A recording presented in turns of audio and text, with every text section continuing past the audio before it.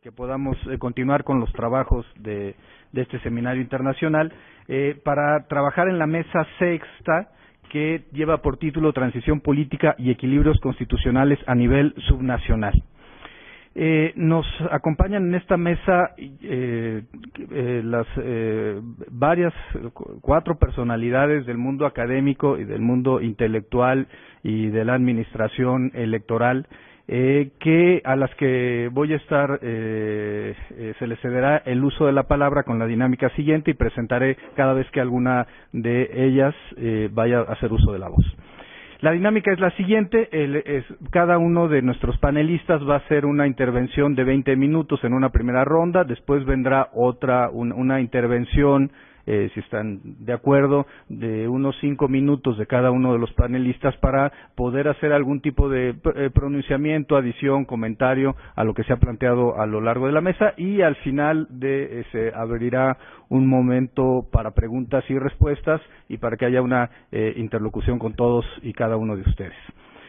Dicho lo cual, quisiera iniciar presentando a las personalidades que integran esta mesa. En primer lugar se encuentra el doctor Daniel Barceló, doctor en Derecho por la Universidad de Salamanca, investigador en el Instituto de Investigaciones Jurídicas de la UNAM y miembro del Sistema Nacional de Investigadores, a quien se le cede el uso de la voz. Muchas gracias. Bien, como ya se ha indicado, tenemos 20 minutos y vamos a discurrir sobre una serie de preguntas que nos hicieron llegar. La primera de ellas era señalar si el proceso de democratización a nivel nacional lleva el mismo ritmo que en los estados. Y a este respecto habría que decir que no, que desde luego, si bien a nivel nacional es claro que hay una tendencia, se están dando pasos ciertos, a veces los sentimos lentos, pero ciertos en el camino hacia la democratización y la implantación de los derechos humanos como un objetivo a lograr. En los estados esto no ocurre. Los estados siguen siendo sistemas autoritarios. Desde luego hay diferencias entre estados, ¿no?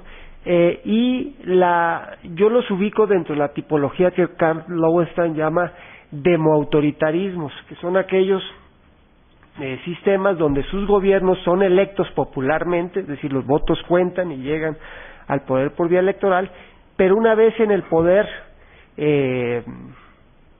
lo ejercen arbitrariamente y autoritariamente.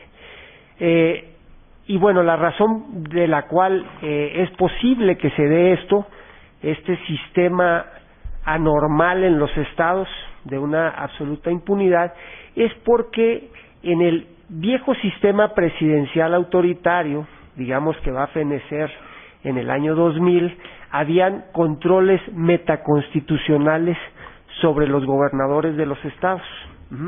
Los controles metaconstitucionales o potestades metaconstitucionales que denominó don Jorge Carpizo, y el presidente tenía mecanismos eficaces para que hubiera un control de los gobernadores, porque tenía una potestad metaconstitucional no solo de nombrarlos por el procedimiento constitucional, siguiendo rigurosamente el procedimiento constitucional, pero había potestades metaconstitucionales para decidir quiénes eran y también para removerlos.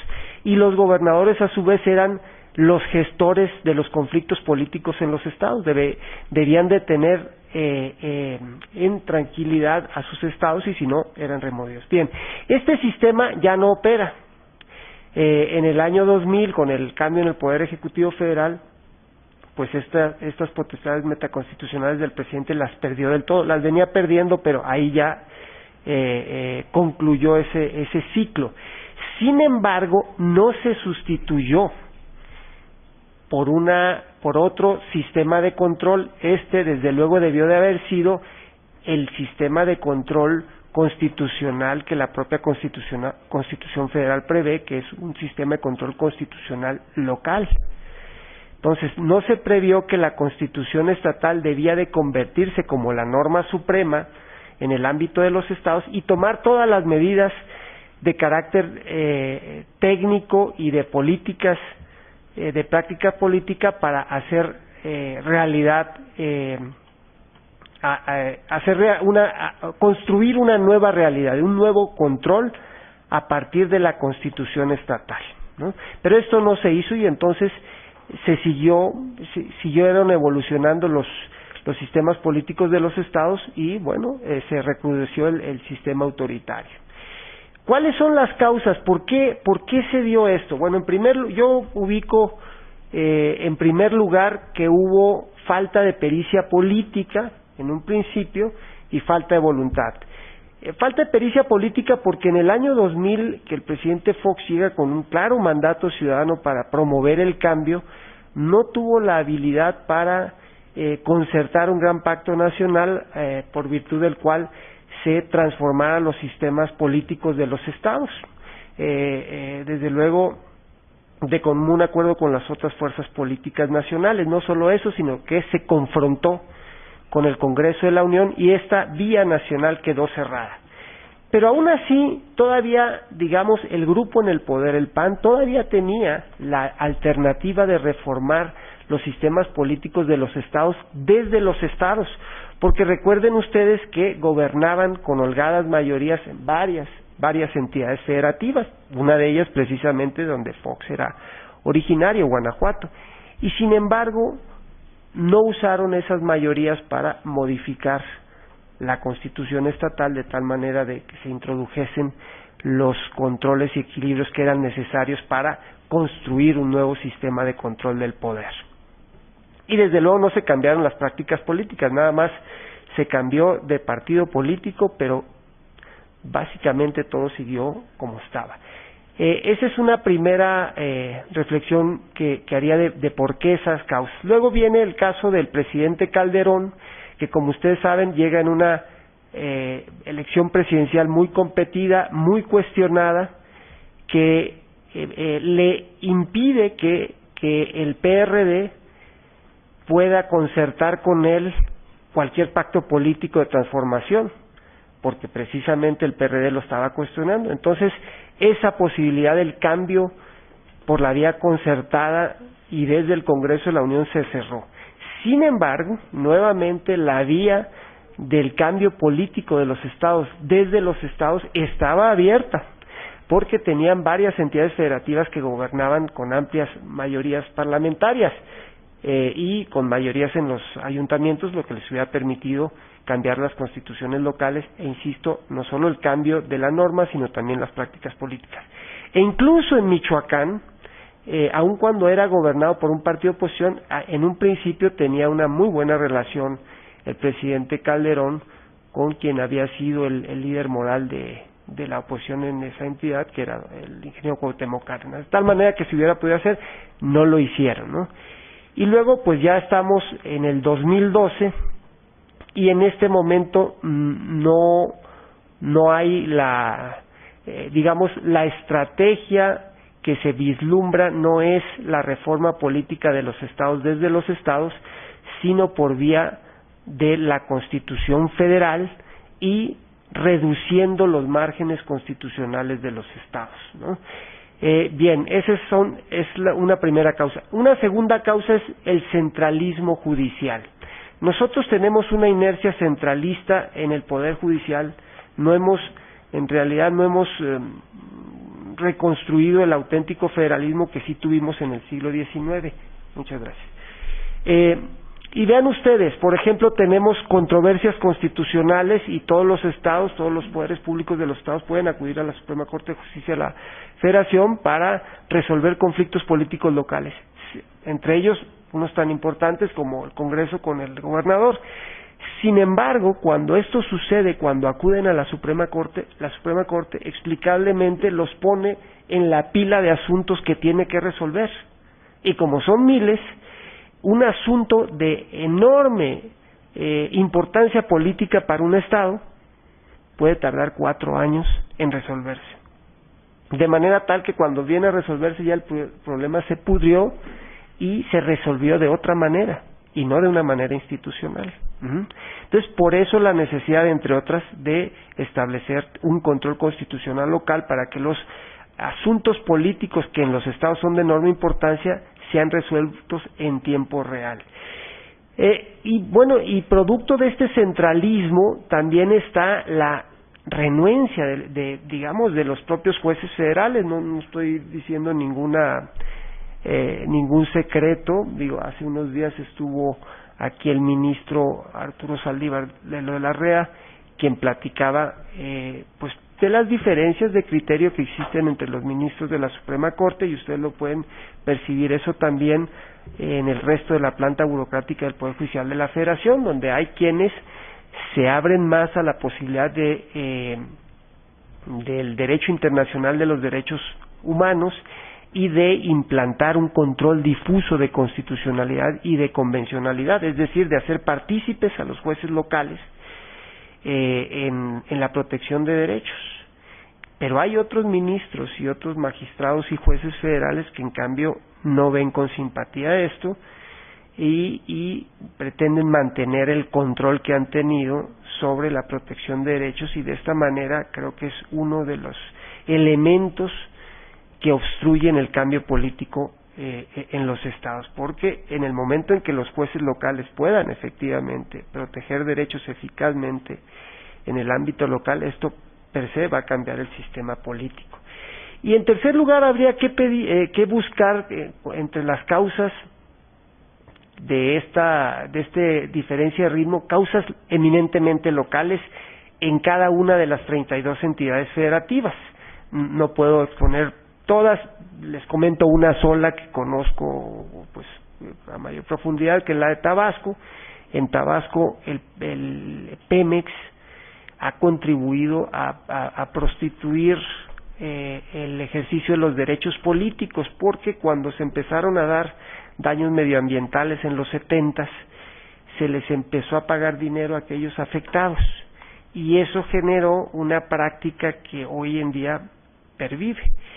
Y en lugar de cambiar el sistema y de crear un tribunal medioambiental local que resolviera los casos locales, tú vas, presentas tu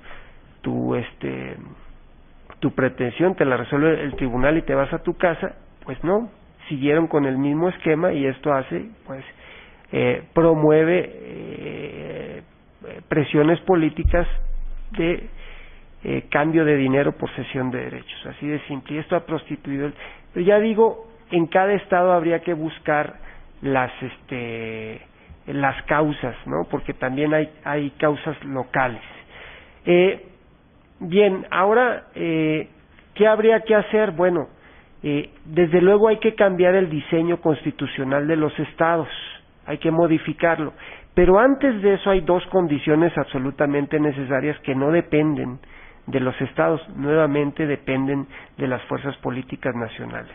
En primer lugar, a lo que ya antes me referí, de que dejemos paso al control difuso de constitucionalidad y de convencionalidad, de que habilitemos a los jueces locales a incorporarse en esta tarea común de los jueces de los Estados Unidos mexicanos. El control difuso de constitucionalidad es perfectamente consecuente con nuestro sistema federal.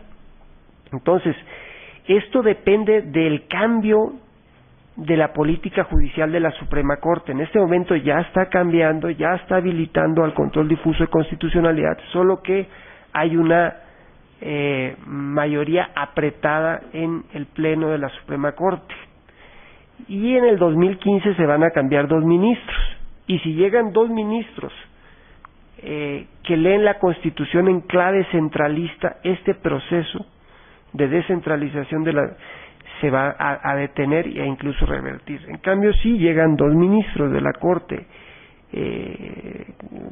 con convicciones federalistas genuinamente, pues vamos a tener una mayor apertura, y esto hará que los jueces locales efectivamente puedan hacer control constitucional local, ¿no? Y esto, insisto, cambia per se el sistema político de los estados.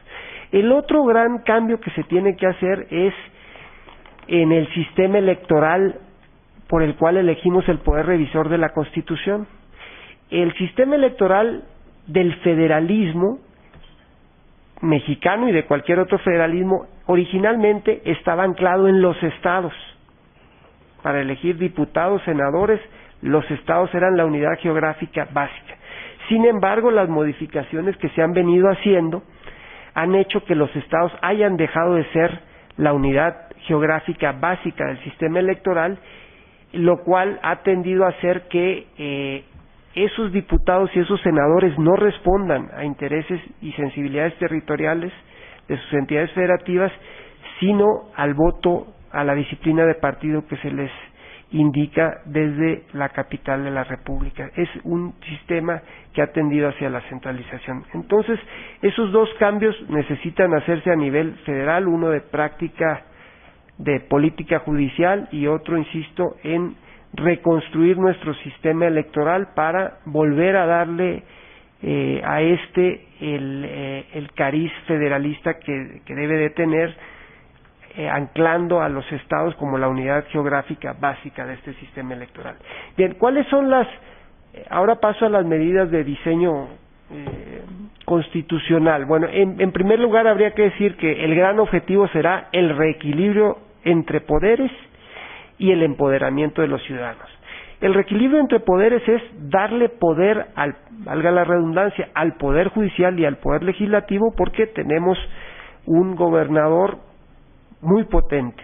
Hemos tenido un gobernador muy potente desde que en el siglo XX se implantó un sistema constitucional que le daba ventajas y blindaba al Poder Ejecutivo con respecto a los otros poderes. Entonces el gran objetivo es el reequilibrio de poderes.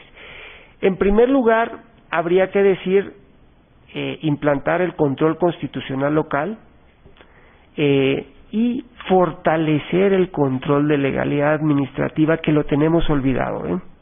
En las democracias actuales, después del Tribunal Constitucional, el tribunal que más importancia tiene en las relaciones entre el Estado y los particulares es el contencioso administrativo.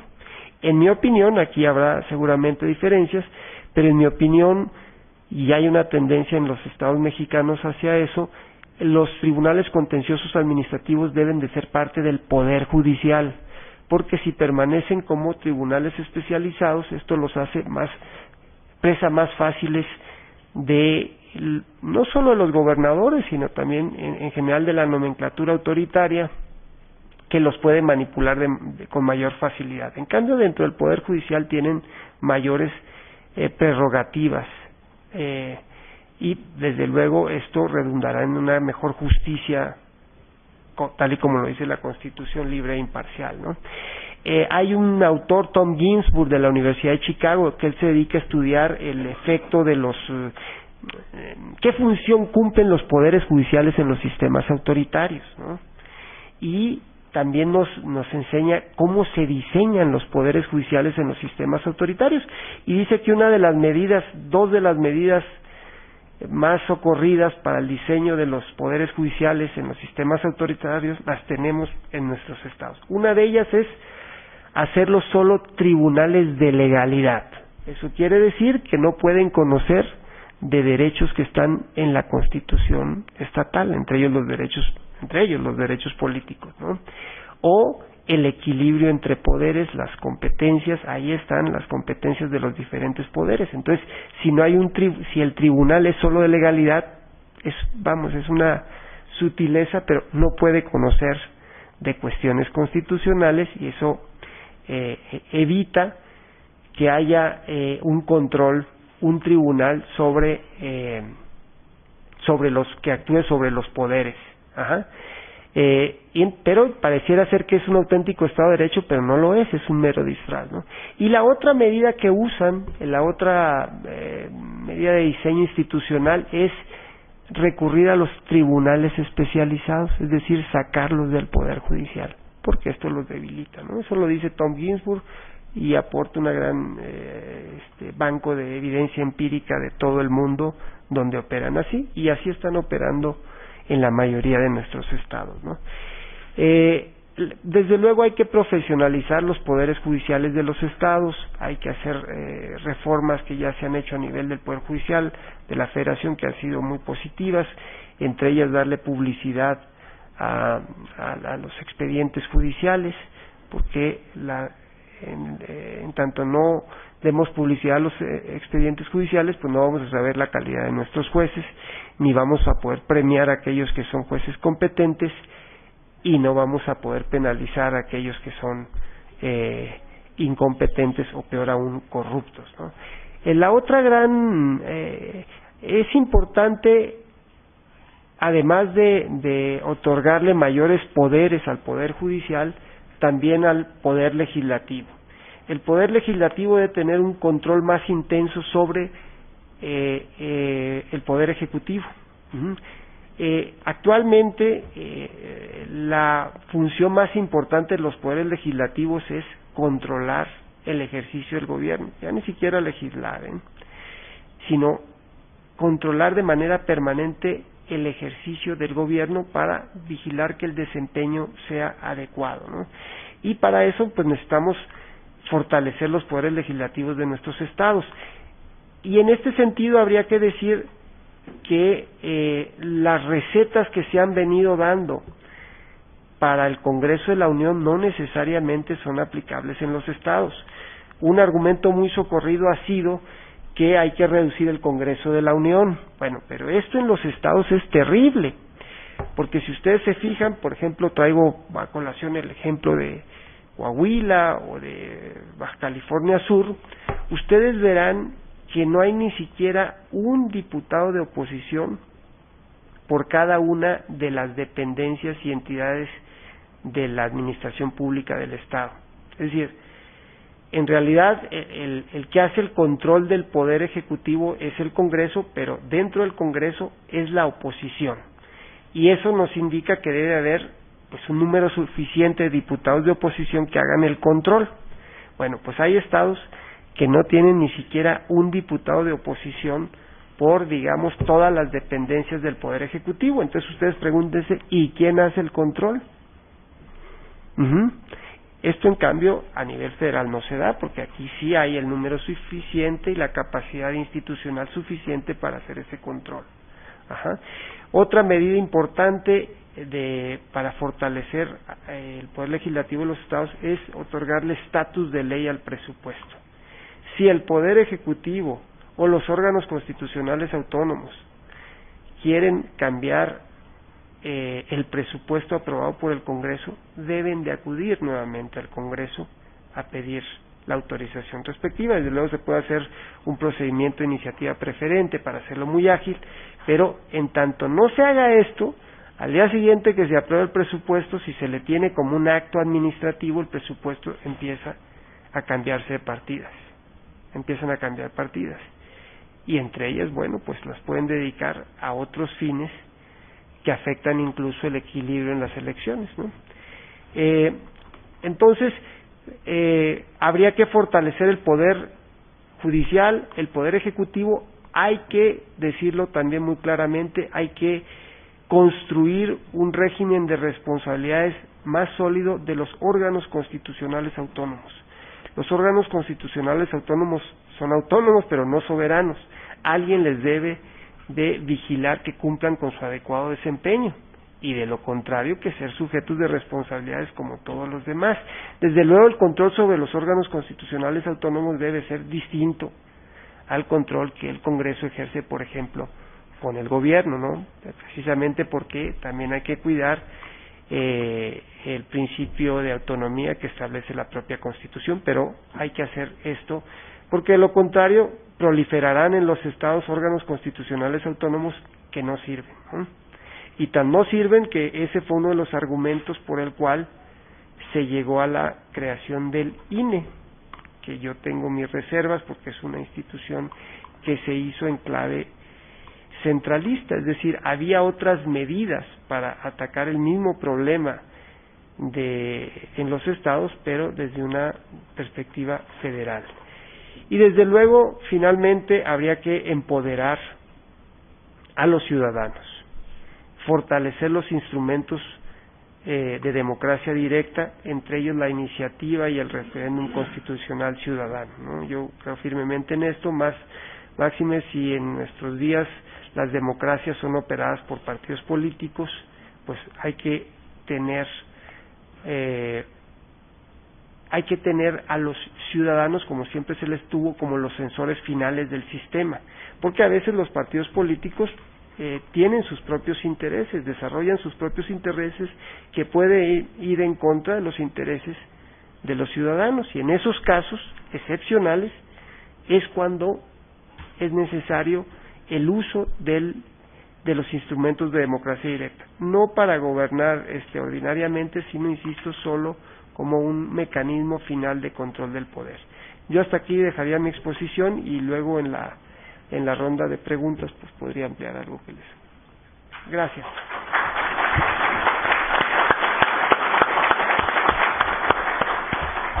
Muchas gracias al doctor Daniel Barceló. La verdad es muy interesante sus planteamientos respecto a los sistemas políticos estatales, a los problemas vinculados con el centralismo judicial y la necesidad de ciertas mejoras en los diseños institucionales locales para efecto de mejorar el equilibrio de poderes y el empoderamiento de los ciudadanos. Toca que tome el uso de la voz el doctor José María Serna de la Garza.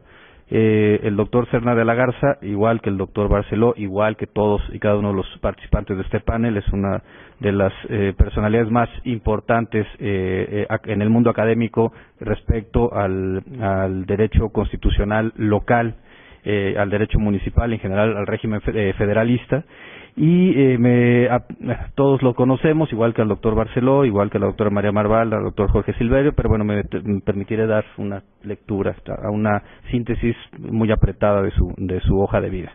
Doctor en Derecho por la Universidad Nacional Autónoma de México, investigador del Instituto de Investigaciones Jurídicas de la UNAM, miembro del Sistema Nacional de Investigadores, es vicepresidente del Instituto Iberoamericano de Derecho Constitucional y presidente de la sección nacional mexicana del mismo. Por favor, doctor Serna de la Garza, tiene usted los soldados.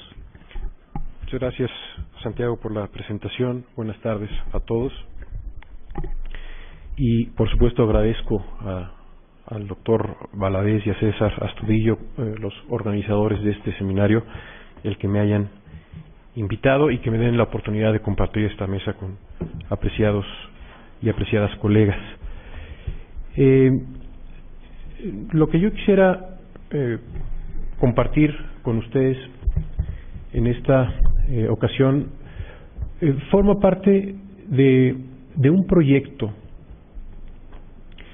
de investigación y de una serie de reflexiones que hemos venido desarrollando en el seno de un grupo de investigación sobre federalismo y constitucionalismo subnacional en el marco de la Asociación Internacional de Derecho Constitucional. Es un grupo de investigación al que pertenecemos el doctor Barceló y un servidor, que tiene como objetivo, ha tenido como objetivo el tratar de subsanar una especie de déficit, una insuficiencia, podríamos decirlo así también, en el trabajo teórico y conceptual y también comparativo acerca de las constituciones subnacionales que existen en los estados federales.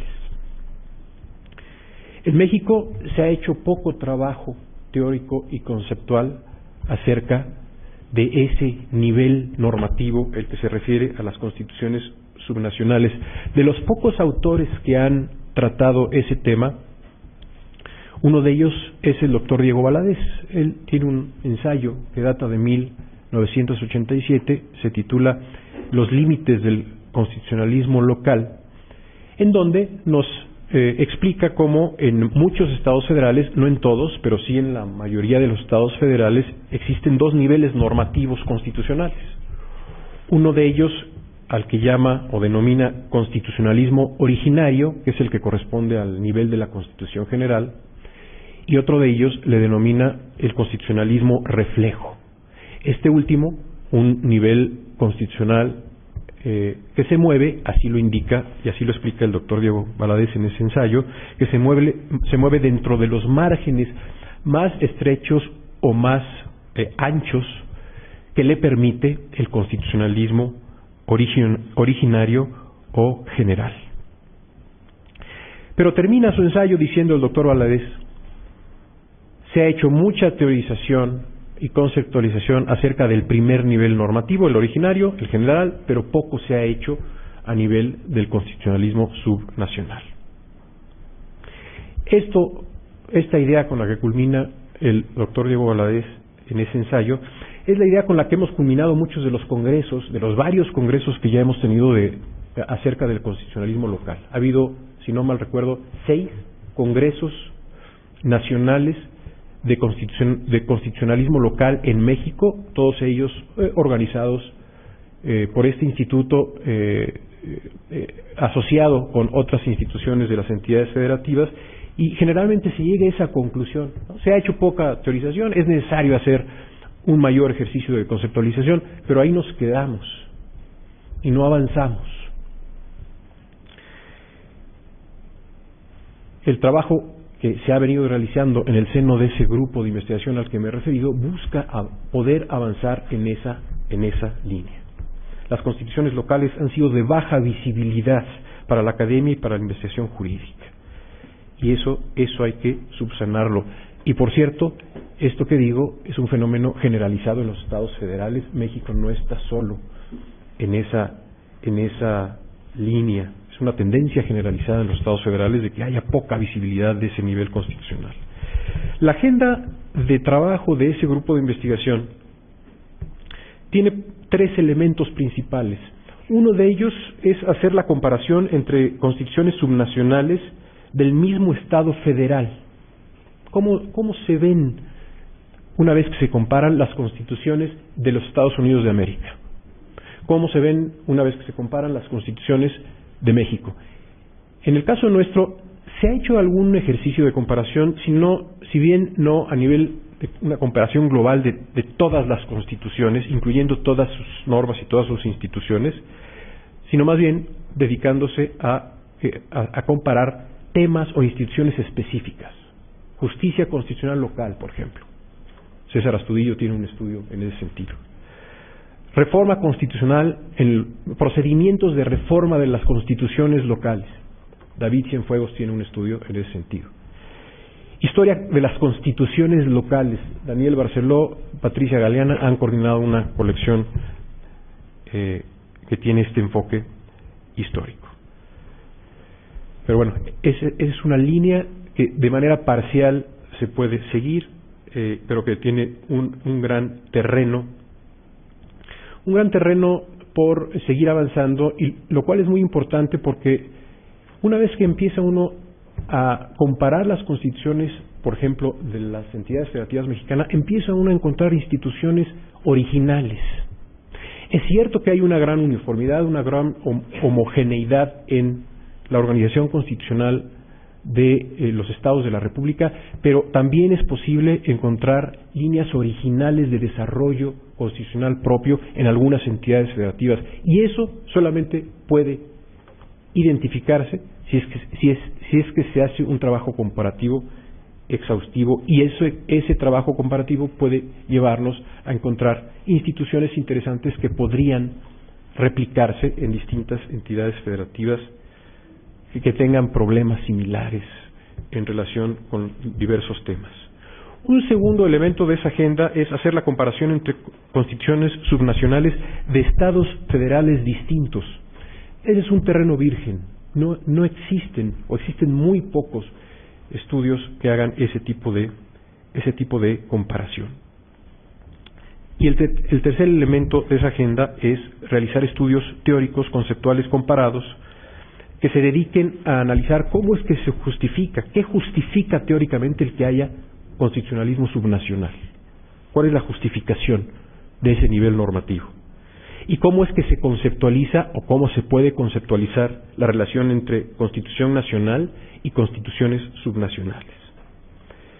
La conclusión a la que ha llegado de ese grupo es que hacer un ejercicio de conceptualización mucho más sofisticado del que hasta ahora se ha intentado, nos puede ayudar a entender muchos de los fenómenos que ocurren en el seno de los estados federales, y nos puede también ayudar a entrever cuáles son las posibilidades de desarrollo de las constituciones subnacionales para resolver problemas específicos de las entidades federativas. En temas como el que aquí nos ocupa, temas como el de equilibrio de poderes dentro de ellas, pero también en otros temas que tienen que ver, por ejemplo, con el potencial o las posibilidades que pueden tener los catálogos de derechos humanos dentro de las constituciones subnacionales. Y así ha ido surgiendo a raíz o a partir del trabajo de varios profesores lo que puede decirse un lenguaje, una narrativa, un intento de conceptualización más sofisticado del que hasta ahora ha existido. Algunos profesores, entre ellos, por ejemplo, Alan Tarr, que es uno de los líderes de ese grupo. Alan Tarr, por cierto, tiene un magnífico libro que se titula Entendiendo las constituciones locales, que fue escrito en inglés y que fue traducido por el doctor Daniel Barceló, un excelente libro y una excelente traducción que hizo el doctor Barceló. Él nos habla en términos de constituciones completas y constituciones incompletas. Hay grados en que las constituciones nacionales son completas o son incompletas. Algunas constituciones nacionales de algunos estados federales son bastante incompletas, lo cual abre un espacio bastante amplio para que las entidades federativas ocupen y creen un espacio constitucional subnacional. Eso que estoy diciendo es típico del constitucionalismo de los Estados Unidos. La Constitución de los Estados Unidos de América dice muy poco acerca de cómo deben organizarse constitucionalmente los estados de ese país. La Constitución nacional entonces es incompleta y eso abre un amplio espacio para el constitucionalismo local en dicho país. Pero hay otros estados en donde la Constitución nacional es bastante completa, lo cual deja un espacio relativamente estrecho para el desarrollo del constitucionalismo subnacional. Nuestra Constitución, utilizando ese lenguaje, nuestra Constitución es una Constitución bastante completa, en el sentido de que especifica una serie de elementos estructurales y sustantivos de los gobiernos de las entidades federativas. Por tanto, el espacio constitucional subnacional no es muy extenso.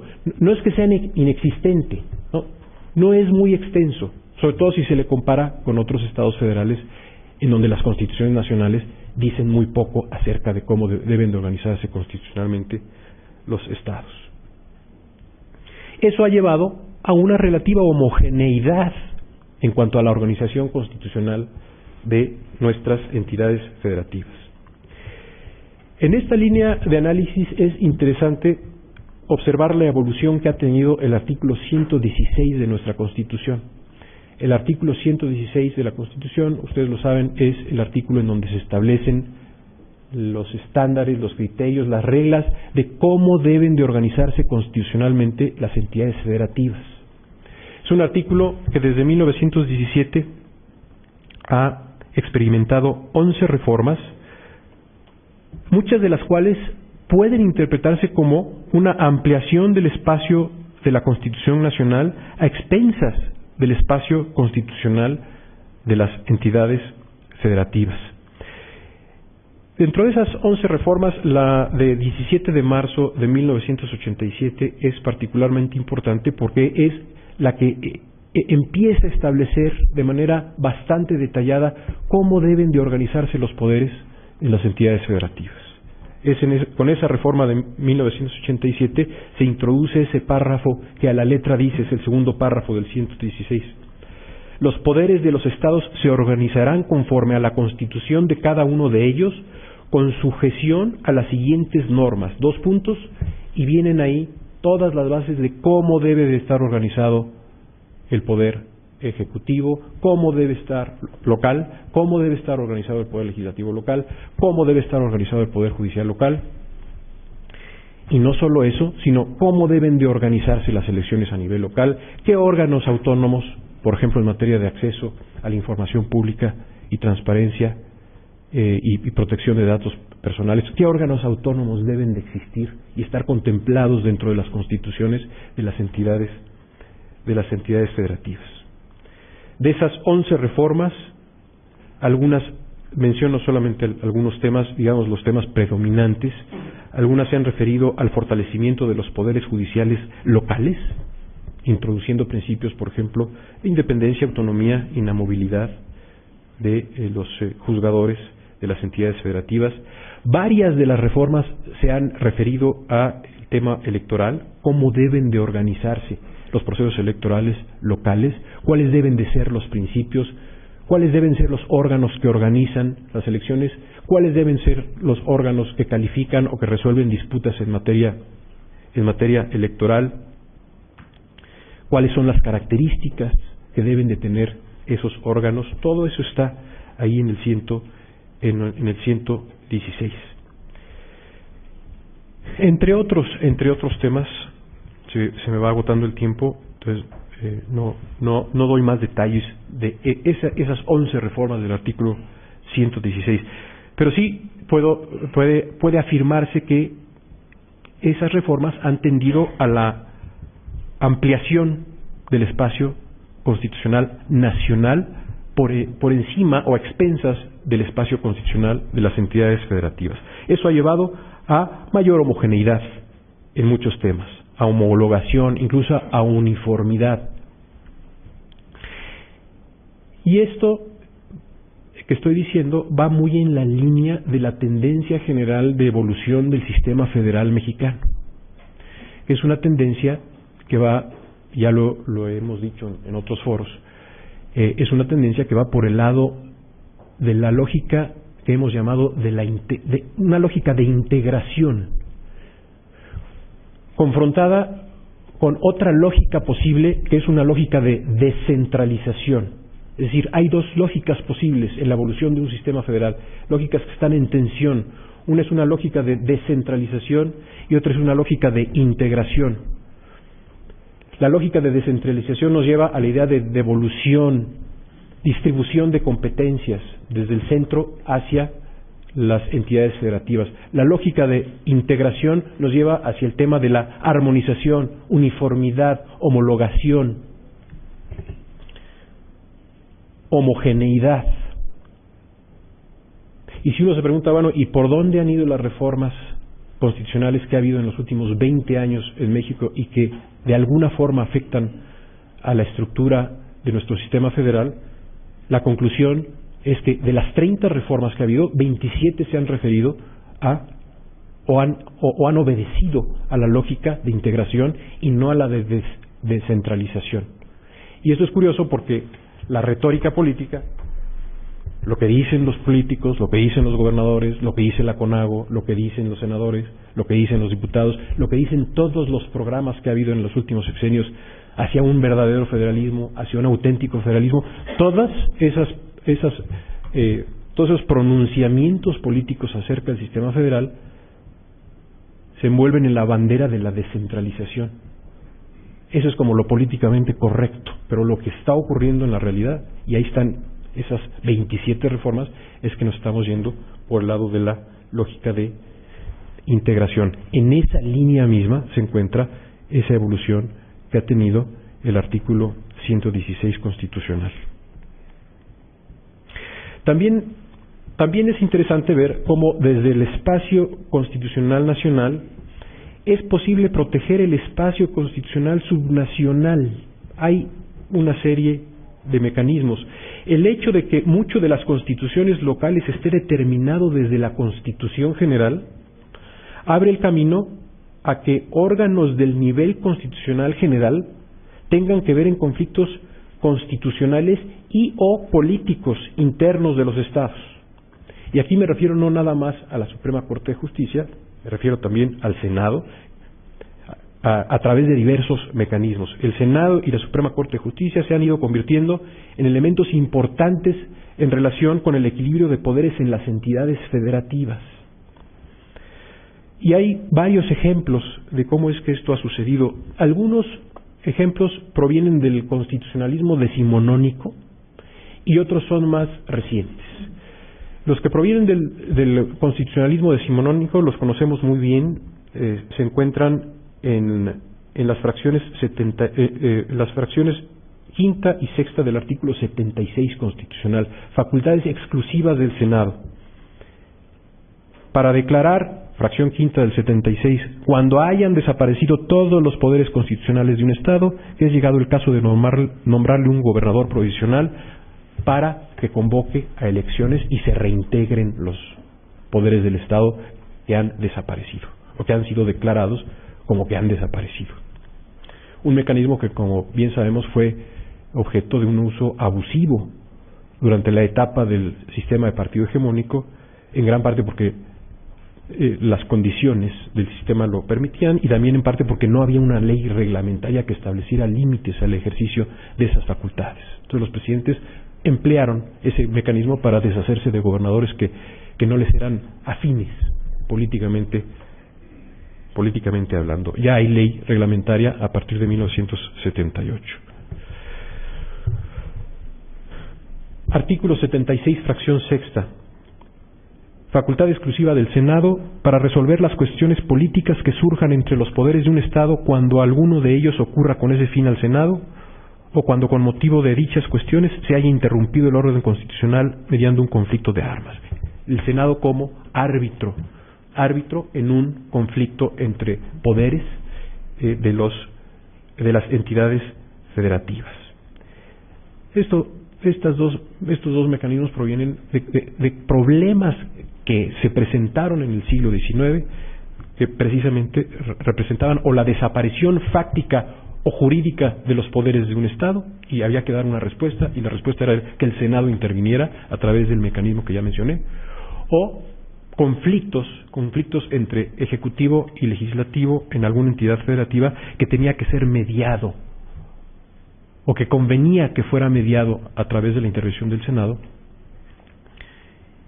y no que derivara en soluciones no institucionales. Y, por último, mecanismos, digamos, más recientes de protección, como las acciones de inconstitucionalidad que pueden promover los partidos políticos en contra de reformas a las constituciones locales o a las leyes locales que vayan en contra de los criterios del artículo 116 acerca de cómo deben de organizarse las elecciones en las entidades federativas. Generalmente el objetivo, el espíritu de este mecanismo es evitar la captura de los órganos electorales o de los procesos electorales por parte de los gobernadores, o el mecanismo o la vía del amparo que ha sido empleada por jueces locales para proteger las garantías judiciales que se establecen en la Constitución local, pero que a su vez siguen los criterios del artículo 116 en el tema de garantías judiciales. Son muchos los temas que están en la agenda. Yo simplemente digo que es importante hacer ese ejercicio teórico y conceptual que finalmente va a derivar en las manifestaciones institucionales y normativas concretas para dar alternativas acerca de cómo mejor resolver problemas prácticos de las entidades federativas a través del desarrollo del constitucionalismo subnacional. Muchas gracias.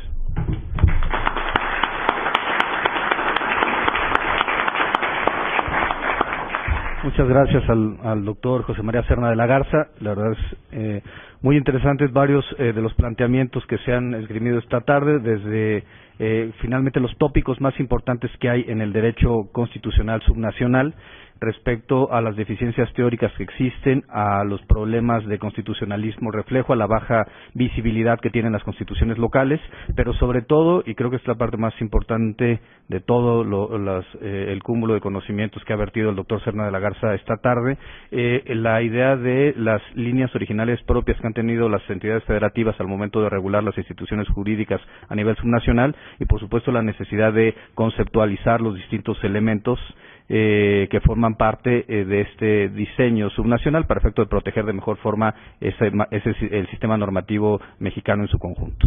Le doy la bienvenida con mucho agrado a la participación del doctor Jorge Silvero Salgueiro. Él es doctor en Derecho Constitucional en la Facultad de Ciencias Jurídicas de la Universidad de Heidelberg, Alemania. profesor de Derecho Constitucional en la Facultad de Ciencias Jurídicas y Diplomáticas de la Universidad Católica de Asunción, miembro del Instituto Paraguayo de Derecho Constitucional y del Instituto Iberoamericano de Derecho Constitucional. Insisto, es que solamente es una breve síntesis curricular para efecto de presentar a personas que ustedes ya conocen. Doctor Silverio, tiene usted el uso de la voz. Muchas gracias. Hola. Hola. Sí, muchas gracias. Es para mí un honor estar acá de vuelta en el Instituto de Investigaciones Jurídicas. He estado mucho tiempo y realmente es una alegría estar de vuelta. También saludo a los colegas acá en la mesa, es un placer estar acá con ellos, es un honor también. Y en especial quisiera agradecer al doctor César Astudillo y al doctor Diego Valadez, quienes tan gentilmente me cursaron la invitación a participar en este seminario. En mi ponencia me voy a referir a la transición política y a los equilibrios constitucionales en Paraguay. Quienes vivimos de cerca el inicio de la transición paraguaya en las postrimerías de la década de 1980, nos preguntábamos qué tipo de reformas se deberían hacer para lograr encauzar el régimen político autoritario de ese entonces hacia una democracia. Hoy, 25 años después, sabemos que las respuestas dadas en esa coyuntura política dependieron en gran medida de dos factores. Uno, de quien de hecho detentaba el poder, y dos, de la identificación de las graves distorsiones o desequilibrios institucionales. Paraguay había vivido durante 30 años bajo un régimen autoritario, pero no carente de instituciones. Bajo el gobierno del general Alfredo Stroessner se contaba con una constitución, la de 1967, que organizaba los tres poderes del Estado. El Congreso Nacional se componía de una Cámara de Senadores y otra de diputados que operaban regularmente produciendo la legislación nacional. Asimismo, estaba en funcionamiento el Poder Judicial con jueces de carrera que atendían los pleitos judiciales entre ciudadanos en el orden civil, comercial o penal. En materia de representación política, se contaban con elecciones presidenciales y parlamentarias de forma regular y periódica, cada 5 años. Stroessner mismo presentaba su gobierno ante el ámbito internacional como una democracia sin comunismo, y en esa época de la Guerra Fría era aceptado sin mayores inconvenientes por los Estados Unidos, por los gobiernos europeos occidentales y por los latinoamericanos, salvo Cuba. Entonces, ¿dónde radicaban las distorsiones o desequilibrios institucionales que en una transición política a la democracia deberían ser corregidos? A nuestro entender, Stroessner había construido en primer lugar una democracia de fachada, para a partir de ahí contar con un discurso pseudodemocrático. En segundo lugar, había logrado concentrar el poder en una forma excesiva, tanto de hecho como de derecho, lo cual le permitía contar con un poder absoluto sin ningún tipo de control o accountability. En tercer lugar, había logrado someter y alinear a las Fuerzas Armadas, al Partido Colorado y a la Administración Pública a fin de que sean serviles a su gobierno. En efecto, las Fuerzas Armadas no eran nacionales, pues para integrarlas había que estar afiliado al Partido Colorado, el partido de él. Y asimismo, todo ciudadano que pretendía trabajar en la administración pública debía contar también con dicha afiliación partidaria. De forma tal que el Partido Colorado tenía la función de repartir las dádivas y administrar el clientelismo político. A quienes al principio del gobierno de Stroessner se opusieron a este modelo de concentración del poder, él no tuvo problemas en perseguirlos, torturarlos, incluso matarlos o desterrarlos. En términos formales, la Constitución de 1967, mandada a hacer por Stroessner, era de corte autoritario porque le otorgaba al presidente de la República un poder ilimitado, rompiendo con el principio de división de poderes que el mismo texto lo enunciaba declarativamente. El artículo 79 le permitía al presidente declarar el estado de sitio en caso de conmoción interior o de una amenaza grave, y en virtud del mismo detener a las personas y prohibir reuniones y manifestaciones públicas. En la práctica, Stroessner mantuvo al estado de sitio durante los 30 años de su gobierno. Cada 3 meses, de forma periódica, dictaba un decreto que prolongaba el estado de sitio y con ello destituía de sus derechos fundamentales a los ciudadanos. El estado de sitio solo se podía dictar por 3 meses, pero cada 3 meses él entonces hacía la prolongación. En la vida diaria, la policía detenía a los opositores por orden superior y cuando estos recurrían al Poder Judicial para intentar recuperar su libertad, los jueces negaban cualquier tipo de tutela o amparo, dado que entendían que el Poder Ejecutivo, bajo el estado de sitio, estaba facultado para restringir la libertad y otros derechos de los ciudadanos. Con ello se producía la muerte civil del ciudadano, pues quedaban a merced del gobierno autoritario. Entonces el Poder Judicial solamente cumplía una relación de resolver disputas entre privados, en tanto que tengan el mismo capacidad económica. Pero no había posibilidad ninguna de que el Poder Judicial pueda tutelar a los ciudadanos en contra de la autoridad pública. Es decir, tenía unas funciones limitadas. En la relación ejecutivo-legislativo, el artículo 182 de la Constitución establecía que el Poder Ejecutivo podía decretar la disolución del Congreso por hechos graves que le sean imputables a dicho Congreso y que pongan en peligro el equilibrio de los poderes del Estado. La disolución parlamentaria es una atribución propia de un sistema parlamentario, pero nada típica de un sistema presidencial de gobierno, donde la función real que ejercía es la de recordarles a los legisladores que en casos de desavenencias con el Ejecutivo, ellos podían ser disueltos. El presidente concentraba también la función legislativa durante el receso parlamentario, pues podía dictar decretos, leyes. El Parlamento no contaba con medios de control efectivos sobre el Ejecutivo.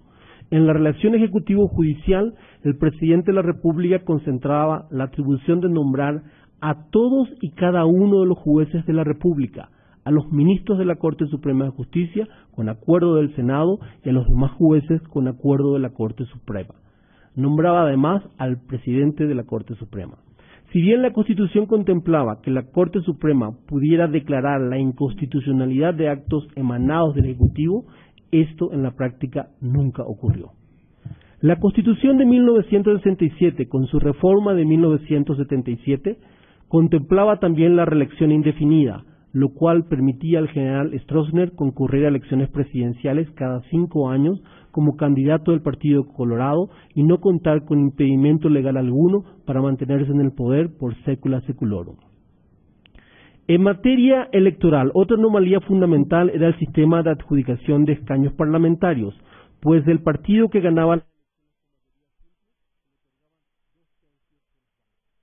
es decir, cualquier partido la mayoría obtenía el 66% de las bancas. Stroessner, como siempre lograba el 90% la victoria de su partido, él decía que incluso él le regalaba ciertas bancas a la oposición, pues solamente él ocupaba el 66% de esas bancas.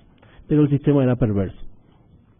En materia de partidos políticos, en materia electoral, la institución electoral encargada de organizar las elecciones, la Junta Electoral Central, no era imparcial, pues su composición partidaria, con un amplio dominio del Partido Colorado, otorgaba ventajas significativas.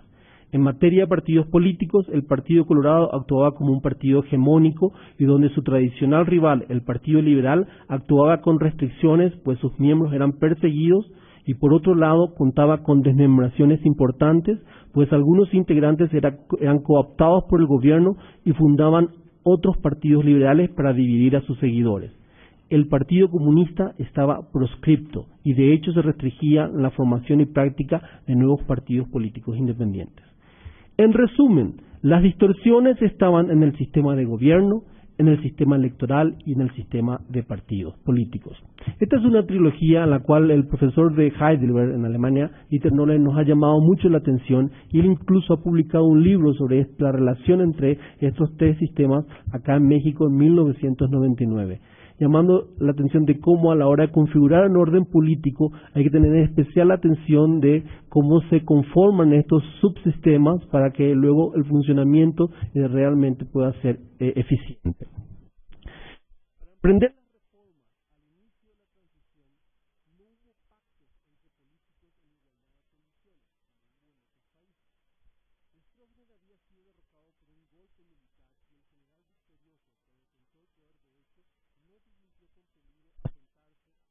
de negociaciones con los partidos políticos. Él fue el que ganó y obtuvo la presidencia mediante el golpe de Estado, y parte de la población gran parte de la población estaba muy agradecida porque finalmente logró terminar con Stroessner.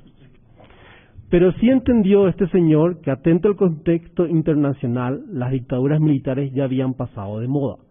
Por eso, la transición política en Paraguay fue entendida como una agenda de reformas constitucionales y legales impuesta en gran medida por el nuevo presidente General Rodríguez y en algunos puntos fue acordada entre partidos políticos. Sin embargo, el compromiso con la democracia había que manifestarlo públicamente y dar muestras de cambios decisivos en ese sentido. Y eso ocurrió cuando el nuevo gobierno del presidente Rodríguez se adhirió y ratificó la Convención Americana de Derechos Humanos o Pacto de San José de Costa Rica dentro del primer año de asumir el gobierno. Posteriormente, Paraguay reconoció la jurisdicción contenciosa de la Corte Interamericana de Derechos Humanos en 1993. A partir de ahí se generó en Paraguay un nuevo derecho de justicia para los ciudadanos. Dicha agenda de reformas en Paraguay contempló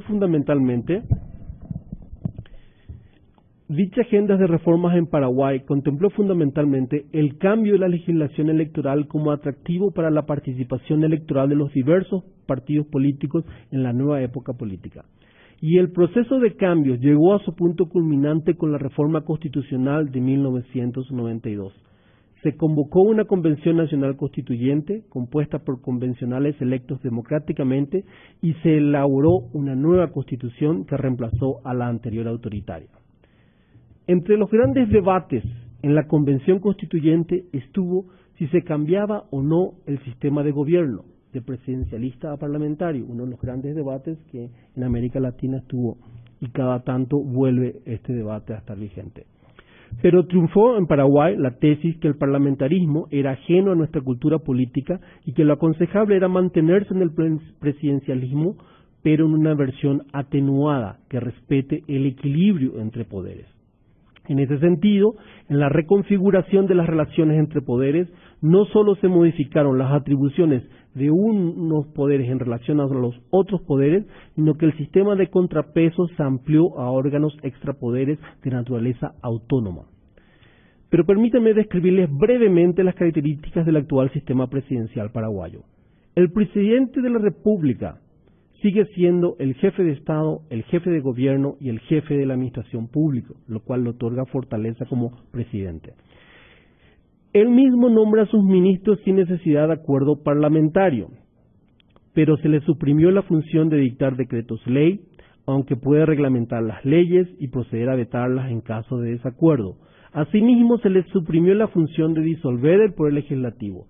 El presidente por sí solo ya no puede proclamar el estado de sitio y en todos los casos requiere de la aprobación parlamentaria. En relación con el Poder Judicial, se le retiró al presidente la función de nombrar a los jueces y solamente se le dejó la atribución de nombrar a los ministros de la Corte Suprema de Justicia con acuerdo del Senado, pero de una terna enviada por un organismo autónomo, el Consejo de la Magistratura, cuya otra gran función consiste en elaborar las ternas de jueces y proponérselas a la misma Corte Suprema para su nombramiento. Por otro lado, la reforma constitucional fortaleció al Poder Legislativo, dándole atribuciones para un mayor control sobre el Ejecutivo. En Paraguay se introdujo la figura del pedido de informes, citación, convocatoria e interpelación de altas autoridades del gobierno y un caso de moción de censura no vinculante donde la Cámara en cuestión puede recomendar al Ejecutivo la destitución de algún ministro del Poder Ejecutivo, pero queda en manos del presidente si sigue o no dicha recomendación. En materia electoral se introdujo la prohibición de reelección del presidente de la República en forma absoluta. Los presidentes terminan su periodo de 5 años y no pueden ser reelectos en ningún caso. Creo que en este momento solamente México y Paraguay ya tienen esta cláusula de prohibición de reelección indefinida y ya la mayoría de los países en América Latina, luego de pasar un periodo en el cual tenían prohibiciones a la reelección, ahora están pasando de vuelta a un periodo donde se permite una reelección generosa a las autoridades en el poder. Esta cláusula de la prohibición de reelección absoluta ha permitido una oxigenación de la democracia paraguaya porque eso ha generado un recambio de presidentes y con elecciones periódicas donde realmente se logra una mayor competitividad al no estar el presidente presentándose a una reelección. Ya con la reforma electoral de 1990 y luego con la reforma constitucional de 1992 se profundizó la reforma a las instituciones electorales. Se creó una justicia electoral a cuyo frente se encuentra el Tribunal Superior Electoral, que se encarga de convocar las elecciones, de juzgar las mismas y de proclamar a los candidatos. De esta forma se avanzó en materia de imparcialidad y se crearon las condiciones para contar con unas elecciones libres, transparentes y competitivas. Y de hecho se están produciendo elecciones regulares y periódicas en Paraguay. Con estas reformas y otras ya no enunciadas aquí, uno esperaría que las cosas hayan marchado por el buen camino en los últimos años en Paraguay. Sin embargo, no es así. El cambio constitucional y legal era necesario y era el camino inexcusable para avanzar en la transición. Pero los mayores cambios se dieron en el sistema de gobierno y en el sistema electoral, pero atrás quedó el sistema de partidos políticos. Aunque bien contamos hoy en día con un sistema pluralista de partidos políticos y con posibilidades reales de competir, sin embargo, los partidos políticos no están en condiciones de aportar liderazgo democrático de calidad, pese al generoso financiamiento estatal que reciben en esta nueva época política. Menos aún pueden aportar líderes que participen en procesos de debates públicos a la hora de establecer y decidir políticas públicas por parte del Estado. Un partido sin nada que decir en políticas públicas es un partido que atrasa el desarrollo político, económico y social. Los partidos y sus líderes reducen su rol al bloqueo político y a la transacción en busca de ventajas particulares para su sector. Entienden al clientelismo político como una de sus principales funciones. El error en la transición paraguaya fue haber minimizado, o tal vez, mejor dicho, no haber prestado mayor atención a los partidos políticos y a sus cuadros. Mientras que en cualquier sector de la sociedad paraguaya se requiere capacitación e instrucción permanente para ocupar cargos, cualquier persona que busca un trabajo sabe que debe mostrar un currículum con cierta preparación, ¿verdad? En el sector político partidario es el único ámbito donde no se requiere ningún tipo de capacitación ni conocimiento para poder asumir posiciones de liderazgo. Otro grave problema que afecta a los partidos políticos es la corrupción, pues son los líderes políticos quienes están involucrados en la corrupción de jueces y funcionarios de gobierno, bajo amenazas y presión política. Los partidos políticos han dejado por completo de lado el cultivo de la integridad y honestidad y con sus actividades ilícitas son los primeros responsables en corromper las instituciones políticas. La baja gestión de los partidos políticos también incide en la forma de resolución de conflictos políticos. En estos 25 años que pasaron, Paraguay no pudo consolidar sus reformas políticas porque las diferencias políticas no pudieron solucionarse por los medios constitucionales y legales previstos para ello, recurriendo los actores políticos a amenazas e intentos de golpe de Estado en varias ocasiones. En el último grave problema institucional que tuvimos, la destitución del presidente Lugo por medio de un juicio político contemplado en la Constitución actual, el actuar de los políticos fue tan deficiente que produjeron un daño terrible a la imagen internacional del país, aun cuando intentaron utilizar un mecanismo constitucional, pero de una forma sumamente deficiente. A nivel subnacional, los partidos reproducen estos problemas en los gobiernos locales, en el ámbito local, y ya tenemos casos donde a nivel de presidencias municipales o gobiernos departamentales se tienen graves denuncias de fondos que se tenían a través de un proceso de descentralización previsto para los gobiernos locales, hoy en día terminaron en el bolsillo de las autoridades locales o de los partidos locales. Entonces, la Constitución de 1992 introdujo un proceso de descentralización del Estado en Paraguay y esto ahora tenemos que estas autoridades locales están reproduciendo problemas de corrupción, con lo cual cae, digamos, la imagen institucional de estos gobiernos locales. Bueno, en mi evaluación personal, a futuro, el problema no está solo en buscar los desequilibrios en la Constitución o en las leyes y hacer las reformas pertinentes, sino que se debe trabajar con los partidos políticos y sus dirigencias en un curso sobre manejo democrático del Estado, En ese sentido, una tarea pendiente es la de buscar mejorar sustancialmente la gestión y cometido de las instituciones políticas y de gobierno. Los políticos, parlamentarios y ministros de gobierno deberían aprender el ABC de las políticas públicas y centrar más su actividad en políticas públicas, económicas, sociales y culturales como forma de servir al pueblo.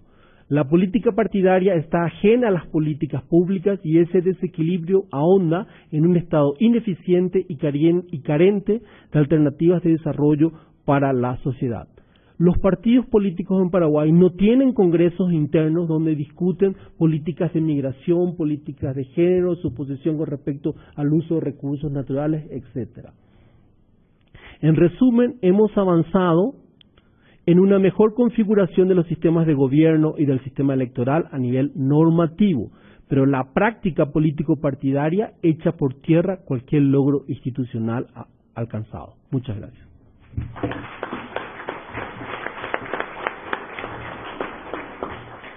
Muchas gracias al doctor Silverio Salgueiro. Creo que es muy importante hacer este énfasis de las diferencias y las cercanías y el aire de familia que existe entre Paraguay y México y en general la región, y sobre todo este tema tan relevante de cuál fue el procesamiento de los partidos políticos y sus cuadros como una institución minimizada en los procesos de transición democrática en la región latinoamericana. Bueno, quiero comentarles que se les están pasando tarjetitas. Hay para las personas que quieran formular alguna pregunta a los panelistas, se encuentran al lado los colaboradores del instituto para efecto de poder recabar las preguntas correspondientes. Bueno, para cerrar la parte de exposiciones y con broche de oro, pues me da muchísimo gusto presentar a la doctora María Marván. Insisto, no es lugar común, todos la conocemos, pero creo que hay además por perspectiva de género debimos de haberla presentado primero, doctora, pero insisto en que se trata de una síntesis solamente de su vida, de su hoja de vida. La doctora María Marván es doctora en sociología por la New School for Social Research en Nueva York. Miembro del Sistema Nacional de Investigadores, fue la primera presidenta del IFAI, se desempeñó además como consejera electoral en el Instituto Federal Electoral y de alguna forma se trata de las instituciones modélicas del Estado mexicano vinculadas con esta primera y segunda generación de reformas institucionales, una para la generación de mejores fórmulas de equidad en la contienda electoral, otra para la transparencia y la mejora de la calidad democrática, y creo que será, como siempre, muy interesante escucharla. Muchas gracias por estar aquí.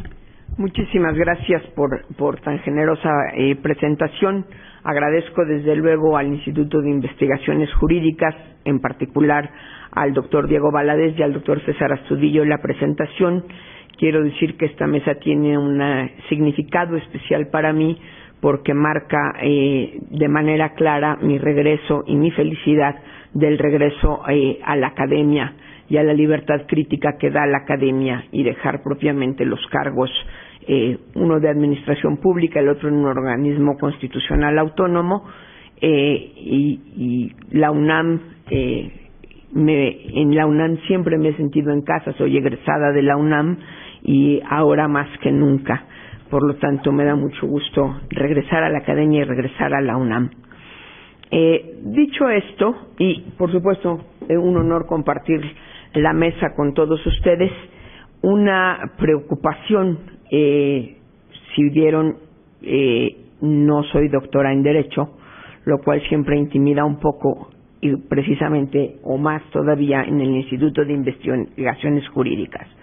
Así que, desde la perspectiva de la sociología política, desde la perspectiva de la ciencia política, trataré de ir complementando la visión o dando una visión distinta de lo que es el constitucionalismo a nivel subnacional y el proceso de transición a la democracia en México, desde la perspectiva propiamente de los derechos políticos de los ciudadanos.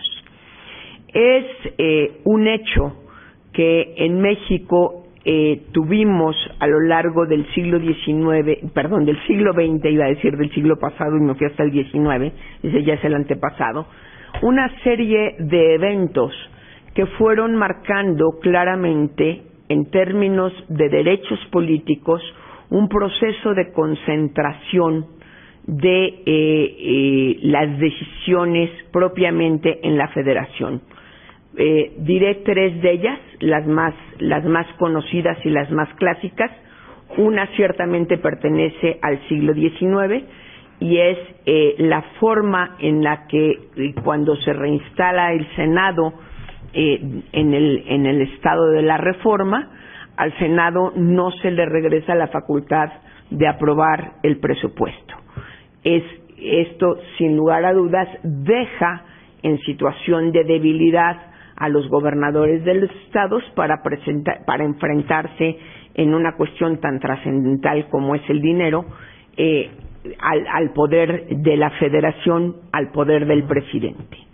Las otras dos, que son francamente clásicas, es la reforma al artículo 59 en 33, donde se elimina la reelección consecutiva del Poder Legislativo para el Congreso de la Unión, pero también se mandata esta prohibición de reelección para estados y municipios, sin ninguna justificación posible, y mucho menos federalista.